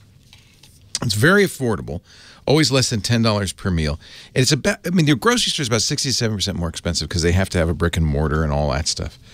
They deliver to 99% of the continental United States. You can customize what you get. Also on the menu, and by the way, they don't repeat more than once a year, so you're always going to have new stuff. It's fun stuff.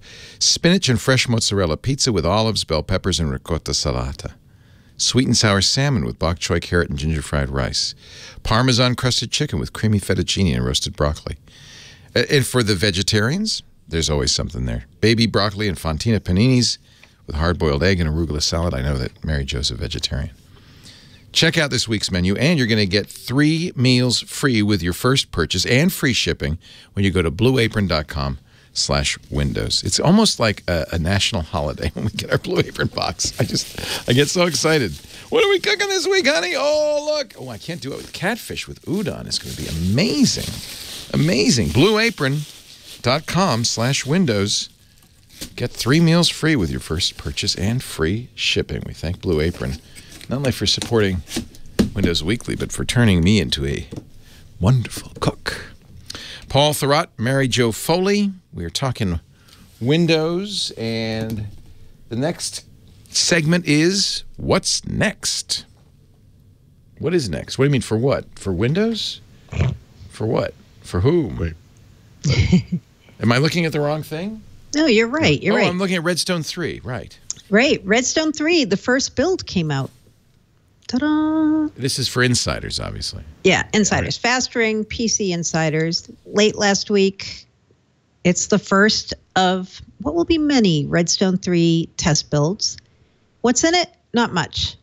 Not a lot of under-the-hood stuff that Microsoft calls one-core improvements. So those are the things that carry over across all the different platforms. So they're doing some things around there, refactoring code, doing under-the-covers kind of work. There's a few fixes to Creators Update in this. And then there are a lot of broken things. So if you're somebody who doesn't like it when these test builds are on the rougher side, we're about to enter that period now with Redstone 3, where the first few builds will be lots of things don't work and not that many things do. There is nothing in this build, the first build here, which was number 16170, that is a new feature that you are missing anything if you don't download. Well, except for one thing. What? Which is that My People feature. Oh, yeah, that's there. That's true. Which actually you wouldn't get if you downloaded it. You have to, Raphael was able to enable it and get it to work. And that's how we know it's really an RS3 build, by the way. Microsoft had actually stripped that functionality from RS2, the Creators Update, and now it's back. And so hopefully in some future build, or definitely in some future build, they'll make it available to everybody. But yeah, I think it was just last week I mentioned the magic window, as I called it, and that window has already closed. I know. So if you didn't disenroll your PC from the fast ring, or at least move to a slower ring, I guess. Actually, moving to a slow ring would have worked too. You would have gotten this build automatically. So I missed it on a couple of computers, but most of them I got off in time. So yeah. I mean, this will get more interesting over time. In fact, I wouldn't be surprised if build were the next milestone, for new features, right? They'll maybe start talking about some of the things they're planning for this release and so forth. So yeah, not much to say yet. We didn't talk about that was rumored that Microsoft could announce on May 2nd is their Cortana device. Yeah. You guys don't sound too excited. I think this might not be the right event for that, but I have had some people ask if that might be something they would unveil. Right. It's kind of a laundry list of things, right, that we need. Yeah. Right. That we know are on the way. Right. I don't think it's this because, number one, this is not a Microsoft device, right? Oh. Yeah. It's made by Harman Kardon. It's not going to be branded Surface as far as we know. Oh, okay. Never mind. So it'd be Harman Kardon's to announce, really. Right.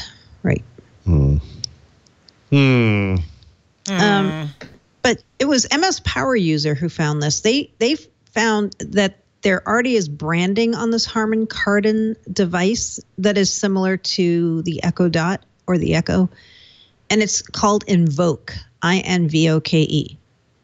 Right, which is new information, by the way. It is. That is new information. Yep. And I guess they found something. It's a screen. I'm not sure which build this is built into or how they found this, but it says a screen comes up and it says, looks like you've got a Harman Kardon Invoke to set up. First things first, some permissions. And then you have to accept Harman Kardon's license agreement and share your device location. So this thing is coming along. We first saw it teased a year ago, right around the holidays, that Microsoft acted like, ooh, we've got something with Cortana that's going to be similar to these other speakers. We still haven't seen it. MS Power User says they think it's going to go to testers within a few weeks. So it'll be interesting to see who gets it and how they decide which testers get it. But yeah. And there'll be other speakers too, right? It's not just there will, I would think. Yeah. Right. I mean, I would think other OEMs would make speakers too. The thing we don't know is Microsoft going to make one? I haven't heard any rumors that they are going to make their own. Yeah. It seems like you'd want these from a variety of companies. It does. Mm-hmm. It also seems like you'd want one from Microsoft, but I sort of get them not necessarily wanting to step on partner toes. Unless they have some way to make their speaker new category defining device, I think they would really make partners mad by coming out with their own. Even if it was category defining, maybe. It might make them mad, right? I mean, Microsoft has the better one, but we have this piece of junk over here. Yeah. But the one interesting feature in that speaker, I've seen MS Power User write about this, and I think you guys have too over at your site. Two-way Skype calling on those, right? On those speakers. So that's kind of a nice feature. Asking Skype to set up a call or answering a Skype call using the speaker. That's cool. But yeah. What makes me worried about this a little bit, I have to say, is Microsoft still doesn't. Yeah, the timing. Yeah. Microsoft still hasn't come out with their own public preview of the Cortana Skills Kit. It was supposed to be out over a month ago. They had set that date. They said they were going to make this available at the very end of February. It's still not available. And that Skills Kit is what is going to let developers create skills for Cortana. And yeah, so that's not to be found anywhere. That makes me think there's got to be some other event somehow where we're going to talk more about bots and Cortana. Maybe that'll happen at Build. Maybe all of this will happen at Build together, like the speaker, the bots, and the kits. Maybe. It's getting late though, guys. Yeah, I remember we spoke with Ryan Gavin back in January, and he seemed unconcerned by the slow pace of this stuff. Yeah. I am, however, concerned. You are concerned. Yeah. Paul has an interesting article on the blog, Thurrott.com, on, well, you say Microsoft plus Android. It's time. Do you think that's going to happen, Paul? That's an interesting idea. That Microsoft Do I think it's going to happen? Android headsets. Handsets. Handsets, yeah. So the rationale here is that I know there are Windows fans out there, and they're a very vocal minority, and they really want Microsoft to Phoenix-like rise from the dead and bring this thing back and fight the good fight and all that stuff. So I think we should all agree that's never going to happen. But this is kind of an interesting option for Microsoft, and I think for Microsoft's fans, which is that from Microsoft's perspective, the thing that's important here is the underlying platform, right? The reason Windows 10 Mobile exists is to persist this app environment essentially to different device types. And of course, at the beginning, I'm sure they had some hope that this would be the volume market for it because phones sell way more than PCs do. And even if it doesn't do that well, it still has the opportunity to be a bigger market than that for PCs. Now, that hasn't happened. But Android has happened. And I think there's an interesting, and I've always thought this, I thought this for years, that they could port UWP, the app platform, to Android, right? To the typical Android user, that doesn't mean too much. And it shouldn't matter at all, right? What's the difference? Those apps could still go in the Google Play Store. They're just Android apps. But that benefits Microsoft guys very much, because if you're a Microsoft developer and you're going to build this year, for example, here's the new message, here's the new thing. The thing that Microsoft always talks about is inventing these new platforms that help you leverage your skills so that your code can run on new device types, new platforms, new form factors, whatever it is. If you've stuck it out through all this time and you're writing UWP apps that run on PCs, basically, because that's really the only place these things run in volume, opening them up to Android would open them up to an enormous market, and it would fill the hole that was left by the failure of Windows Phone. It's just kind of a win-win. But so why would Microsoft want to make their own handsets? Well, they've done everything else, right? I mean, this is predicated on UWP coming to the platform. But I think this would be kind of a low impact way for Microsoft to get out there with new devices, put their stamp on them, put their UI and all their apps and experiences, and put Cortana on the home button instead of the Google thing. And it wouldn't cost them much. It's really not that. It wouldn't be hard for Microsoft, a company of Microsoft's size, to do this. And it would please a lot of these people who are feeling really burned right now. The problem is, I wrote this story this morning, and based on the feedback I got on Twitter today, I have been reminded of a very unfortunate fact, which is actually the thing we talked about a little earlier today. Microsoft can't win.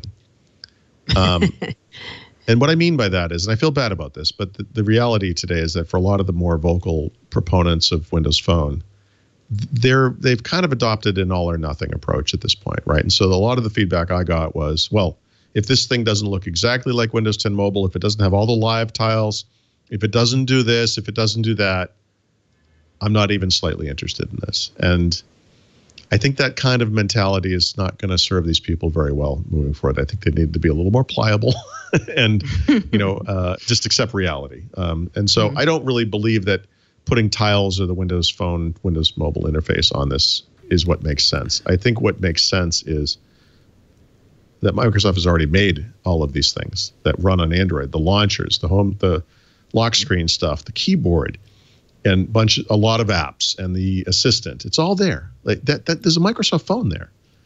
They just got to put it on Android. It's already there. It's all there. You could do it yourself right now if you wanted to, but Microsoft should sell this thing.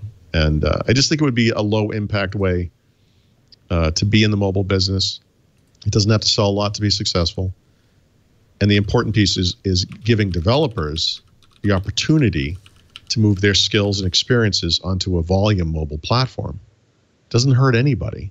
If they could write an app that runs on Windows 10 PCs and on Android, that makes both of those things stronger. And Build would be the place to do it. And if you look back over the past, 3 or 4 years at Build, every year has been UWP. This is our big new thing. We're doing this thing this year. Here's the big thing. Okay, that thing we did last year didn't work. Okay, we're doing this other thing. We've had bridges and different bridges, and then we've canceled some bridges, and we've, there's been all these strategies. Yeah. They haven't worked. So I think UWP is, if you think of it as the platform, is much more important than like Lumia as a brand or Windows Phone as a thing or Windows 10 Mobile, frankly, because it hasn't just failed. They've allowed it to sit still and die. They've purposely not made new phones or made any attempt to market the phones that they do have. They've done it on purpose to cut their losses. So anyway, I got that UWP issue, but on the other hand, you're choosing a platform that's, the winner, #1 operating system in the world, in many respects. Well, the Samsung thing could be a step in that direction, right? Well, I'm sure that's what that is, right? It's got to be. Yeah, if you look back at what Microsoft's done with Android device makers or Android in general, aside from they put apps on the platform, obviously, there's been a lot of licensing, and the licensing is a lot about patent indemnity and all that kind of stuff. But there's a little extra bit to it, isn't there? Like, you agree to license our patents, and you also put some of our apps on your phones. Right. They've been trying to get device makers to do that kind of thing. I mean, ultimately, and they tried to do the deal with, the guys that are Lineage now, Cyanogen, right? That was an interesting little play that went absolutely nowhere, but it was an interesting idea where these guys had done a lot of work to change the Android user experience to their own design, and were incorporating a lot of Microsoft stuff. Remember, they were going to do like a big Cortana thing. They were going to have Cortana as a central part of the UI. And then that all kind of fell apart, and they're not doing that anymore. But, this is the Dreamcast Xbox thing again, in a way. It's like they tried to go the third-party route. They tried to get in through the back door. They're doing this thing with Samsung, which is fine. It may be a one-on, one-off kind of thing. I don't know. But it seems like this is the next logical step, that it has to kind of go in this direction at one point. Like, they had Android apps running on Windows Phone, remember? It was so good they had to get rid of it. It was too good. It made Windows Phone pointless. Like, would have made developers ignore the UWP platform, because Android apps would just work. This is the opposite. It makes the UWP platform better. Like, regular Android apps would, of course, run. It's Android. But there's some number of millions of Windows developers out there who have written UWP code, and it just doesn't run anywhere. It runs on Windows 400-something million Windows 10 PCs, and then some tiny number, single percentage digit of whatever, HoloLens, Surface Hub, IoT, Windows Mobile, whatever you want to say. This could be, it's never going to be what they wanted Windows Phone to be. I get that. But it could be a volume platform. And there's no reason that a Microsoft branded Android phone couldn't sell in numbers that rival PCs, I think those devices would sell better than Surface from a unit perspective. Very quickly. Isn't there a lot of stuff, if Microsoft was going to make an Android phone, that they would have to agree to incorporate from Google? Like, isn't that part of the whole licensing thing around Android? You don't have to, but nobody would want the phone if you didn't put Google services on it. Right. You could do as Amazon did. They don't, and they have all their own. It's AOSP only. Yeah. But nobody would want it. Look at the Amazon Fire phone. Yeah. Sure. That's probably the only phone that ever sold worse than Windows Phone. But Microsoft. Look, I know that would be really Microsoft, by the way, to do. You know what? Though, we're going to use the Amazon Fire Phone platform. I think part of what you're saying makes sense. Yeah. I think take the part out where Microsoft makes the phones. That would be the Nokia strategy, right? Nokia I was is making Nokia-branded Android phones, but it's the guys across the street making it. I remember, though, Microsoft doesn't have all of the Nokia factories and manufacturing facilities and blah, blah, blah, all that stuff. Right? In other words, they sold them. All they have to do is design it. Yeah. Someone else can build it. Those places exist. It could be the same company that's building the Nokia devices, for all I care. I'm just saying it's. Yeah. What I mean by this is, it's not a huge investment. Yeah. Right. The people they have left from Nokia would be enough to get this thing off the ground. But I'm trying to think. The piece is UWP. The important thing is UWP. I'm trying to think of an example of a non-Microsoft UWP app that only exists in the Windows world that you would want to see on Android that isn't there now. Yep. I think we can all agree that UWP hasn't done very well. In fact, I don't know if I've mentioned this today on this show. I don't think I have, but I've discussed this on Twitter. I mentioned it on the First Ring show the other maybe today. I don't know. Somebody who was a developer reached out to me and said, "Hey, Microsoft is surveying developers about the viability of UWP going forward." And he told me this because they didn't require him to sign a non-disclosure agreement for some reason. And he said, I think you would find this very interesting. Like, they're apparently considering getting rid of it. And this is Microsoft, right? UWP doesn't disappear. We're still dealing with Win32, MFC, Windows Forms. I mean, it never goes away. But maybe pushing their developer strategy in a different direction. And frankly, that's the other big alternative, isn't it? Because it's gotten no traction at all. What I think I think this is an interesting idea. I don't know if they'll go that way, but I feel like the way they're giving us signals they're going, which is another direction possibility, is taking things that are not currently seen as UWP apps and somehow finding a way to put them in the store. So not just Centennial, but like Electron apps in the Windows Store. And I think they're going to just broaden the definition of UWP till it almost becomes irrelevant and still call it UWP. So the thing I brought up on Twitter the other day, again, almost to like literal standing applause. It was just really well received. As things always are. Standing applause on Twitter, really? Wow. Yeah, I'm being sarcastic. Sorry. Wow. /S. They were still in their mom's basement, but they were standing. Yeah, exactly. Oh my God! What did he write? So, is the notion of progressive web apps, right? Which, by the way, Microsoft is incorporating into the UWP platform, right? This is something that's going to happen. And I'm sorry, but I really feel like progressive web apps have a much better future than UWP, and on Windows too, by the way, on Windows specifically. And it's not ironic, but it is sad that the biggest success we've seen in the store, and I say this more from a usability than from like a downloaded units perspective, because we'll never know what those are, is that the best apps in the store are desktop apps that are just wrapped in a Centennial shell or whatever to be, so that they're sort of UWP apps.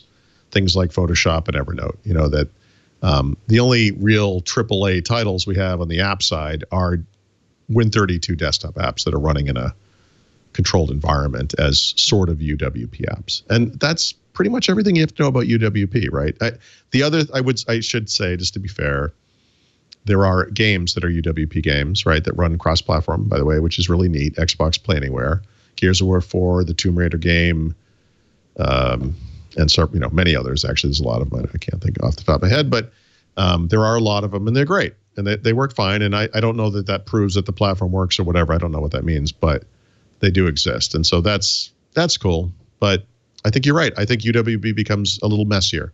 That in the beginning, this app platform, Metro, whatever they were calling it in the beginning, was something very clear cut, and it was this very specific thing. And I think now it's a bunch of different things. And killing the Android bridge was kind of a strong signal that this was not in the cards, right? Right. Well, the Android bridge, though, was the opposite of what I'm suggesting, right? The problem with the Android bridge is that it brought Android apps to Windows. That thing, like I said earlier, ran too well. It was too good. And if you can run Android apps on Windows very effectively, it lessens the need for developers to move to UWP because they can just target the world's biggest ecosystem instead and not worry about it. Right. That's why they killed the Android bridge. It was too good. I know it's weird to say that, but you know, all of those bridges were designed to get developers to bring their apps to UWP. It's an understandable strategy, right? It makes sense on paper. But, you know, Centennial is a great example. Centennial is this notion that we have a lot of these desktop apps that are never going to be restarted from scratch, that we're never going back to, you know, square one. But we do want to bring them forward into this world. And I really feel like that's a neat, effective way to make that happen. In fact, it's not such a horrible thing that the future of this platform is all the apps we've already been using all these years now running safely and securely and reliably inside of these containers, right? I think there's a case to be made that that isn't horrible. But the problem is you're still using whatever legacy tools, SDKs, whatever, to create and maintain those applications because they're old school. They're Win32. They could be C++. They could be C, you know, like C, like AP, you know, like Petzold C. They're old fashioned. Yeah. All right, Mary Jo, take a break because Paul and I have some, you know, talking to do. Some scorping. A little scorping. We're going to scorp. I am saddened by Mary Jo's lack of enthusiasm for Project Scorpio. I know you kind of snapped at me on instant messaging this week when I said something because I said, "Oh man, some people think Scorpio is going to be part of the May 2nd event. God, I hope not." You're like, "What are you saying?" I'm like, "You knew what I'm saying. I'm going to sleep in the back if it's part of the event." Wait a minute, though. This is exciting, Mary Jo. Here it is, a computer that can run Hadoop. It's vapor-cooled. It's got 6 teraflops. It's got, how many? 42 graphics pipelines, whatever. This thing is a beast. I think the vapor cooling is the coolest part. No pun intended. I think it's cool. We talked last week about the fact that the Eurogamer was going to get access via its Digital Foundry parent company. Right. And they came out with the tests results. And the thing that I thought was most important was that Forza could run at 4K 60 frames with room to spare. Yeah, if you play Forza, though, that shouldn't surprise you too much. It's not the most challenging. Forza can run at 30 frames per second at 1080p on like a PDA. Like there's something about this game. It's pretty impressive. Like if you had World of Warcraft or something with lots of players and lots of entities, that might be different. But it makes sense they would show them that game. Yeah. But they also let them in and let them examine the hardware at a certain level, which had never been done before. And these guys are not pro Microsoft by any, you know, in any way, shape, or form. And in their words, you know, the Xbox with this generation is exerting technological leadership over Sony. And that's all you care about. First time. That's literally all I care about. You know, it's just like beat Sony. You know, it's been a tough couple of years, Leo. You know, on the Xbox One thing, and I'll never really understand it. People will try to explain it to me. I've heard so many stories about this is why the delta is so big between PlayStation 4 and Xbox One, and I don't get it. I don't get it. I think the strategy they're on right now is the right one. I think this is a good idea, and we'll see what happens. I think that it puts Sony in a tough spot because Sony can't come out with PS4 Pro 2 next year. You know, someone said to me, "Well, all Sony has to do is blah blah blah blah blah whatever," and it's like what you just said is all Sony has to do is screw over all the people that just bought a PS4 Pro. Is what they have to do. Right. And I'm sorry, but they put Sony in a bad spot. That's a very difficult thing to do. And so you see some really interesting stuff here. This is going to make Xbox One games, existing games, run and look better and run at higher res and better frame rates. It's going to do the same for backwards compatible Xbox 360 games. And no one really said it in this clear-cut of terms, but the thing that's very interesting to me about Scorpio overall is Microsoft has been very clear. This is a true 4K game machine. It will play games at 4K. Not some games, like all games. And not sometimes, but all the time. And that seems impossible to people, right? Like when you say that, people are, well, hold on a second. I mean, that's not how it's really going to work. And so they didn't really confirm that part of it. But they basically, you know, they looked at this thing and they said, you know, this is, it's awesome. Like this thing is awesome. And it looks like a pretty decent, beefy video game console. I mean, I should say if you compare the specs of this thing, if you compare the level of the graphics quality, let me see if I can find the exact comparison. It's not better than the very best PC gaming rig that you can get. Obviously, it's not as good as the latest NVIDIA. Yeah, here it says would pose a challenge to the likes of NVIDIA's GTX 1070 and AMD's Fury X class hardware. You know, yes, we have 1080i, et cetera, et cetera. I know, PCs are awesome, guys. Relax. But in the world, well, I mean, people get really gaming PCs. They're like Windows Phone guys. They will not bear any criticism, or any comparison of other things. But in the world of consoles, like this is crazy. We have a lot of questions. Price, for one thing, that's the big bugaboo. I mean, if this thing costs $1,000, it's probably going to be stillborn. But the guys who did the examination of this, so the guy, I guess, believes it's going to be about $500. That would be an incredible price point. Well, but still expensive. I mean, it's... Yeah. No, it's expensive. And Microsoft fully expects that they're going to sell more Xbox One S consoles going forward. But see, I look at this as like the Surface, right? This thing's aspirational. Right. It's what gets people and, more important, developers excited about the console because they can show stuff off. And you may end up getting the 900p Xbox One S or whatever, but you know that your software will always go forward. And so someday down the road, when you get a 4K display or whatever, you might want to upgrade. Of course, prices come down and so forth.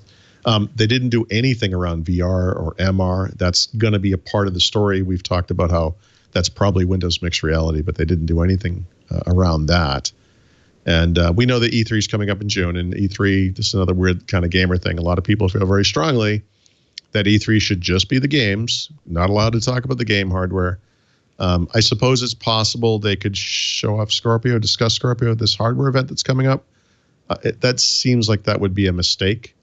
In fact, honestly, if they show up Scorpio at this May 2 event in New York, I will argue that they felt like they had to do it because the other stuff wasn't interesting enough.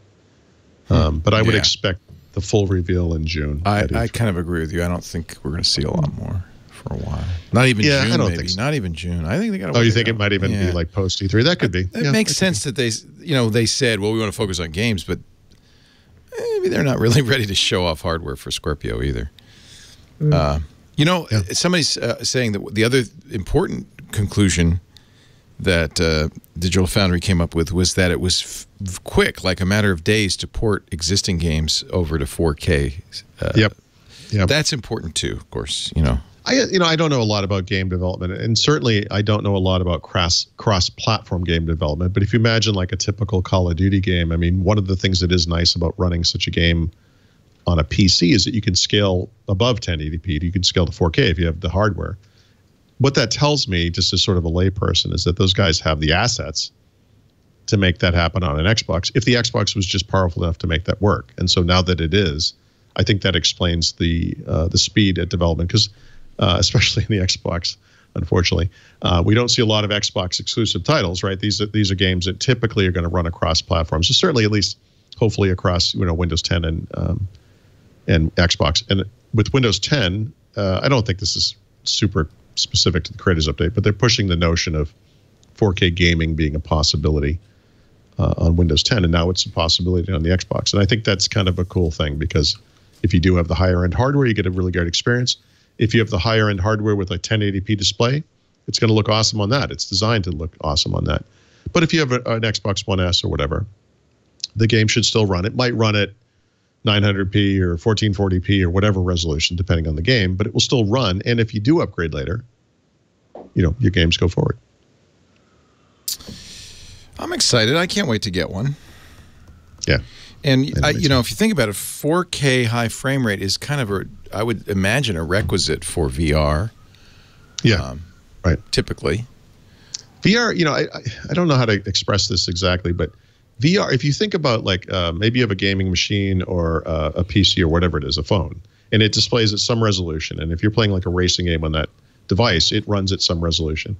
If you turn that into a VR experience, it's like the resolution is halved or even worse than halved. There's something about VR, maybe it's just literally because of the pixel density across, the swath of the display now. But VR experiences tend to be lower quality, right? Yeah, well, you're right up against the screen. Yeah. And if you have a 4K screen, that means 2 HD screens, one for your left eye, one for your right eye. There you go. So there you go. 1080p at 3 inches away from your eye, you're going to see screen door. You're going to see pixels. You can't. Yeah. And the lower end the device, the worse it is. I mean, if you have like a Pixel phone with that daydream thing, right? It's cool. I mean, there's no doubt about it. But even videos look like they're YouTube videos from the 1990s or whatever. People tell me they wear Gear VR on airplanes and stuff to watch movies, and I think that's kind of not an ideal. I mean, I guess it's more immersive, but picture quality. I think anything that helps you forget you're on a plane is maybe that's it. Advantageous. That's it. But yeah, no, you're right. It would look better on any other device, basically. Right. Yeah. Call of Duty 2. Yep. Black Ops 2. So this is actually even bigger news. Really? I don't know. Wow. Yeah. Well, yeah. So for Paul. Microsoft. Well, not just for me. This literally was the #1 requested game for backwards compatibility and has been. Wow. Basically since its inception. And the way that this works is, games come out on Xbox 360 and now they have backwards compatibility on the Xbox One. The developer or the publisher really has to agree to do it, but then they have to undergo some work because obviously the Xbox One is running the 360 basically in emulation mode. In fact, I don't do a lot of it. So when Call of Duty came out yesterday, I booted it up, and it's funny because I forgot this. It boots up with the old Xbox 360 startup screen, and it's got the old Xbox 360 style achievement thing that comes up. It's fun. It's kind of an interesting throwback. Yeah. So lately, people have been clamoring for this to the point where the Microsoft executives who go on Twitter or into Reddit and places like that, like Mike Ybarra and Phil Spencer and so forth, have expressed much frustration over people just being belligerent about this game. When's it going to happen? When's it going to happen? Black Ops 1 has been on backward compatibility for a while. Black Ops 3 is available natively on the Xbox One. I don't remember off the top of my head exactly, but I think basically now all of the Call of Duty games except for probably the Modern Warfare games, if I'm not mistaken, are all available on the Xbox One in some way. So that will be that. Now, Modern Warfare 2 will probably be the #1 request. But anyway, it came out yesterday, and I have to say, I've been playing Modern Warfare Remastered, which is a native Xbox One title, since it came out, and it's so muted, and the palette is like browns and green, like army colors. Like it's just kind of muted. And when you play another game like Black Ops 3, I saw this, but Black Ops 2 as well. It's almost like it's an HDR. It's so colorful and beautiful. It's like, it's like almost dazzling to my eyes, like compared to what I've been playing. So I'll play it for a little while, but nice. That's exciting. Yeah, it's cool that it's up. Yeah. Mary Jo, you still with us? I'm alive, guys. Barely alive. That's all she can say. I'm kind of alive. It's funny.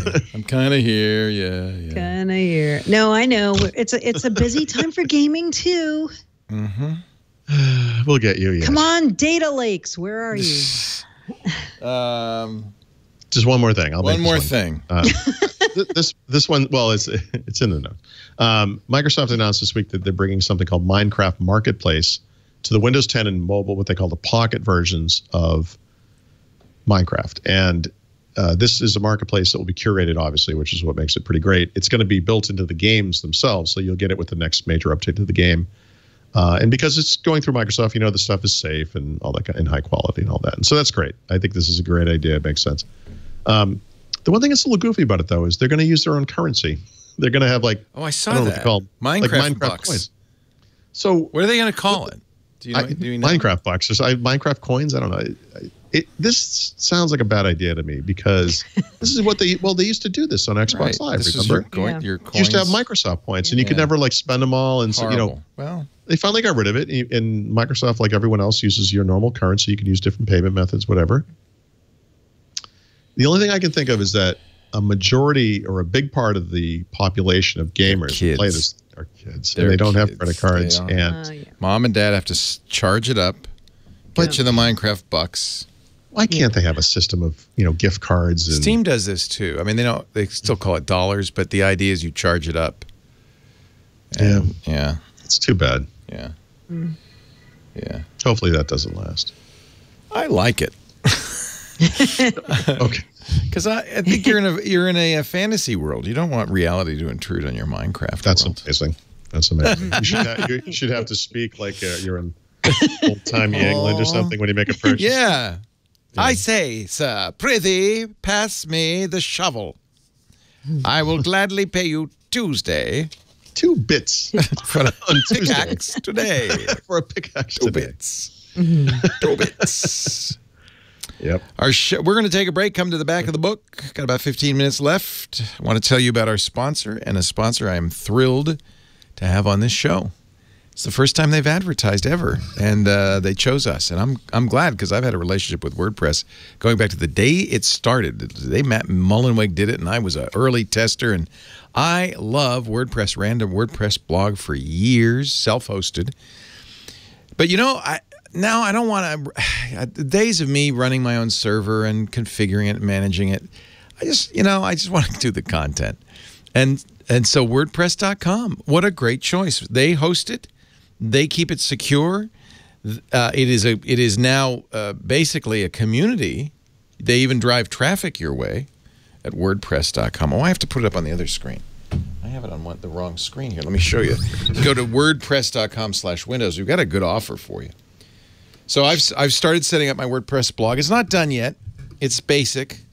But what's nice about WordPress, I was able to import all of my old content right back in there, right back to where I started from. So if you want to see my work in progress, leolaporte.blog.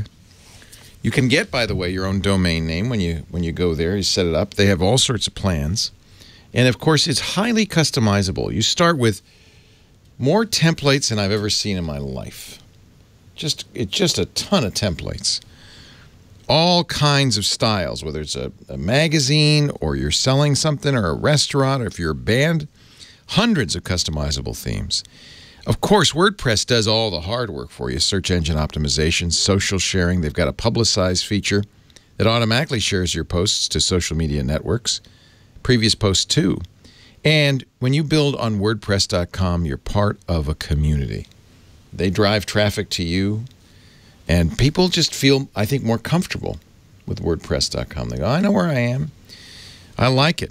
Some of the biggest publications in the world use WordPress. Some of the smallest businesses, too. Get started today. 15% off any plan purchase. Go to WordPress.com to create your website and find the membership plan that's right for you. You couldn't make this easier.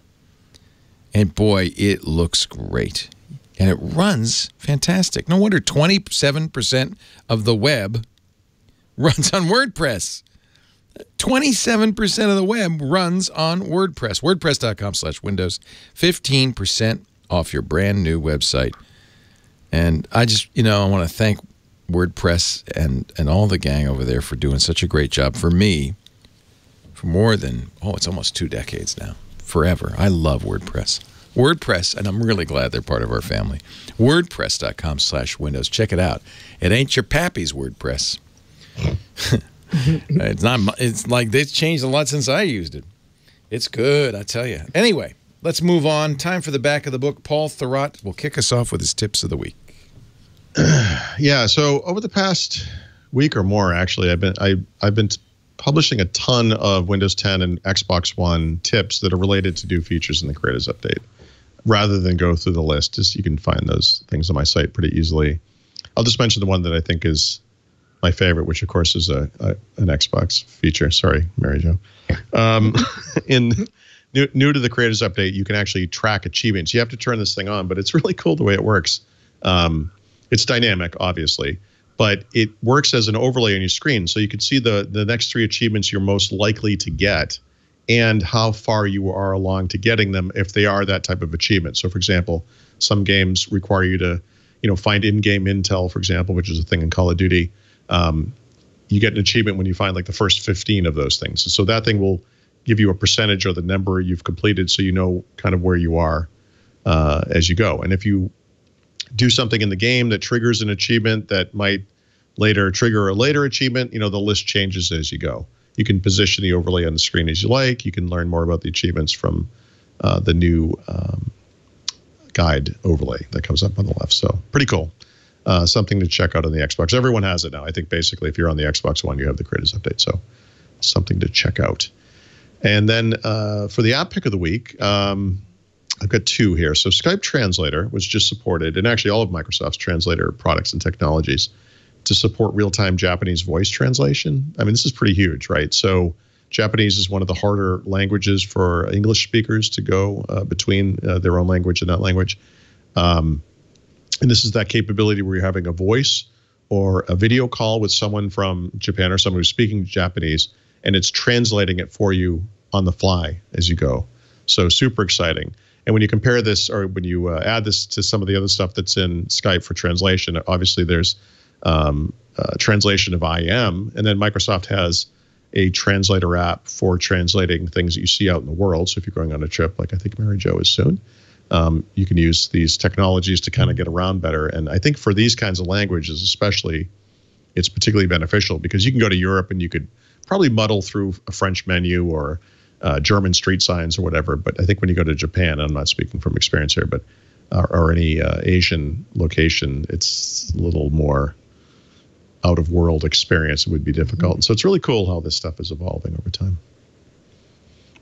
And then the other one, this was just announced right before we started the show, so I haven't written it up yet. But back in February, I think, Microsoft announced that they were going to bring Google support to Outlook on the Mac. And what that means is if you're running Outlook 2016, you can configure your Google account and access your Gmail, obviously, which is email, but also your Google contacts and your Google Calendar through the Outlook app like you would normally, like no big deal, but using Google's modern interfaces for those things. And so to date, if you were on the Mac today, the only thing you can do, I think, is add Gmail as like an IMAP type account, and you can't get to your contacts or your calendar.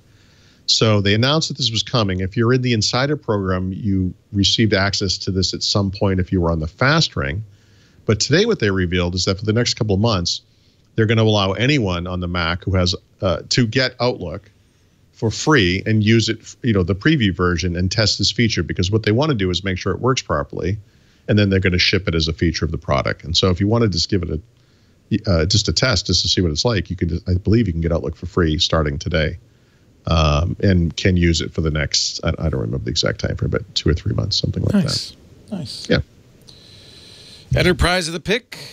Enterprise of the pick of the week. Enterprise of the pick. Enterprise of the pick. It's not a pick. We talked on Windows Weekly, I forget, like a couple of months ago, about Microsoft broadening the Windows Insider program to include businesses. And last week, kind of quietly, Microsoft opened the doors on that. So now there is a Windows Insider program for business customers. They say they're going to have a new Insider branch aimed at business. Sorry, I just totally screwed that up. They said they were going to do this at Ignite in Australia last year, and now it's open. So I think a lot of people who are business customers may already have somebody or multiple people in their organization who are Windows Insiders. But if you do not, or if you have additional people, Microsoft's trying to encourage you to go the Windows Insider for Business route. There are a couple small things that are different about this. One is the way you sign in if you're a Windows Insider for Business is you use your corporate credentials via Azure Active Directory to sign in. And Microsoft's trying to make this into a community. So instead of just having everybody be one big group of Windows Insiders, they're trying to pull out the people who are business insiders and more in the IT pro kind of part of the world and connect them and make them more of a separate community where they can talk about issues in these Windows Insider builds that are more interesting to people who are business customers. So, like we were just talking about Creators Update, the people who are in the Windows Insider for Business program probably would not be focusing a lot on things like Beam game streaming or 3D Paint maybe, but they might be very interested in some of the Bash features that were part of the program and kind of focus more around that. So if you're interested, the registration page for this is now open. It's insider.windows.com/for-business. And you can just go there and sign up and be part of the program and start testing the Insider builds like all the other crazy people out there who already are in the program do now. Cool.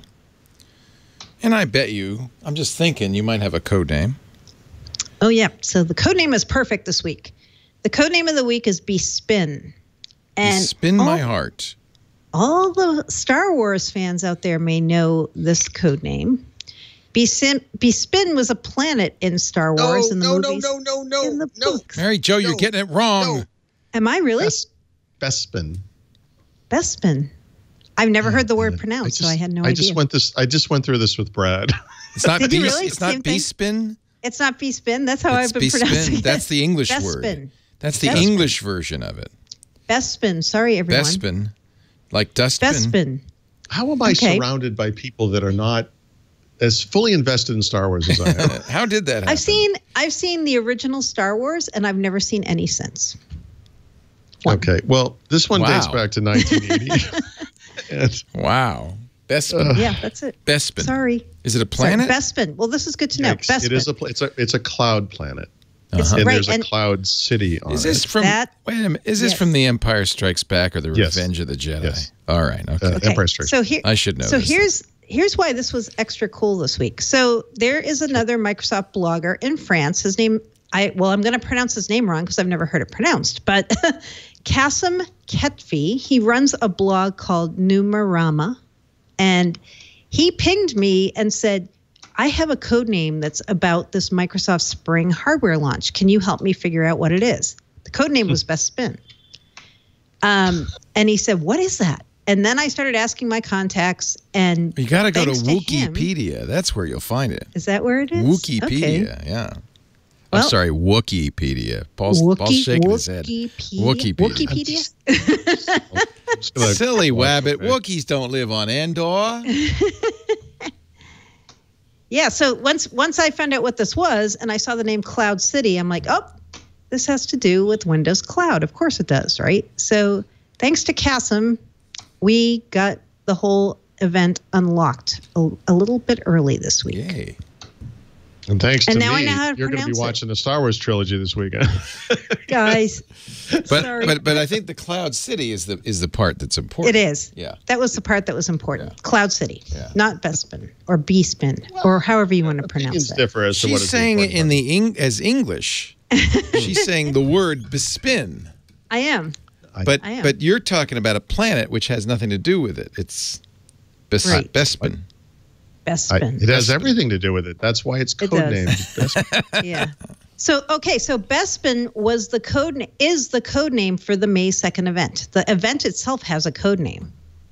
Which is cool. Bespin. Right. Oh, that's kind of neat. Yeah. That's cool. That's why it was a code name pick. And I'm glad I know how to pronounce it now. Yeah, how Bespin. handy. Bespin. Let's have beer and make up, shall we? Exactly. Yes. Let's just have a beer and forget this whole thing. Yes. Who was it that we had on the new screensavers who's about to, he said, you got to make this fast. I got a date with Mary Jo Foley. I said, rattle and hum, huh? He said, yeah. Yep. It was my friend Zach Whitaker, right, Zach, who works at ZDNet. Isn't that funny? That's funny. Yep. The beer pick this week is a very light and easy to find beer. It's Allagash White. Allagash is from Maine. They make a lot of excellent beers, especially sours. But this one is, I was thinking of Brad Sams, actually, when I picked this beer. He likes the Belgian-style beers. And given it's spring, it was 80 degrees in New York yesterday. It's time to drink something light. This is for all you Blue Moon fans who want to try a craft beer. Like a real beer, not a fake beer, not a fake artisanal beer. Right. It has a little orange peel in it, kind of like the Blue Moon style. And it's just a nice, refreshing, easy to drink light beer that is still very tasty. So Allagash White, people, if you are wondering, what can I drink that's a craft beer that's not too crazy, too expensive, or too heavy, I would say this. Sounds good, actually. That's my kind of beer. It's nice. Yeah, a good summer beer. Getting ready for the heat wave in Manhattan. Oh man, 80 yesterday. It's way too early to be 80. That's crazy. Crazy. Well, that wraps it up. Paul Thurrott and Mary Jo Foley. Mary Jo Foley's at allaboutmicrosoft.com, her ZDNet blog, where she files every minute practically. You're just prolific. She's prolific. Paul Thurrott's not no slouch himself. While he's blogging at Thurrott.com, he's writing another book in his head. You find that I should probably publish that. That one will, and all the other books will be at leanpub.com. And you'll find them both here every Wednesday, 11 a.m. Pacific, 2 p.m. Eastern Time, 1800 UTC. And you can watch it live and be in the chat room and, have lots of fun. If not, though, on-demand audio and videos available at our website, twit.tv/WW, and wherever you subscribe to podcasts. And we will see you right back here next Wednesday. And I guess we'll have to think about how we're going to plan an event for Microsoft. They'll stream it, right, on May 2nd? I would assume they're going to stream it. Yeah. I bet they do. They did for the October event. Yeah. Well, I guess it's a 6 a.m. get-up time for me that day. Thanks for joining us. We'll see you next time on Windows Weekly. Bye-bye.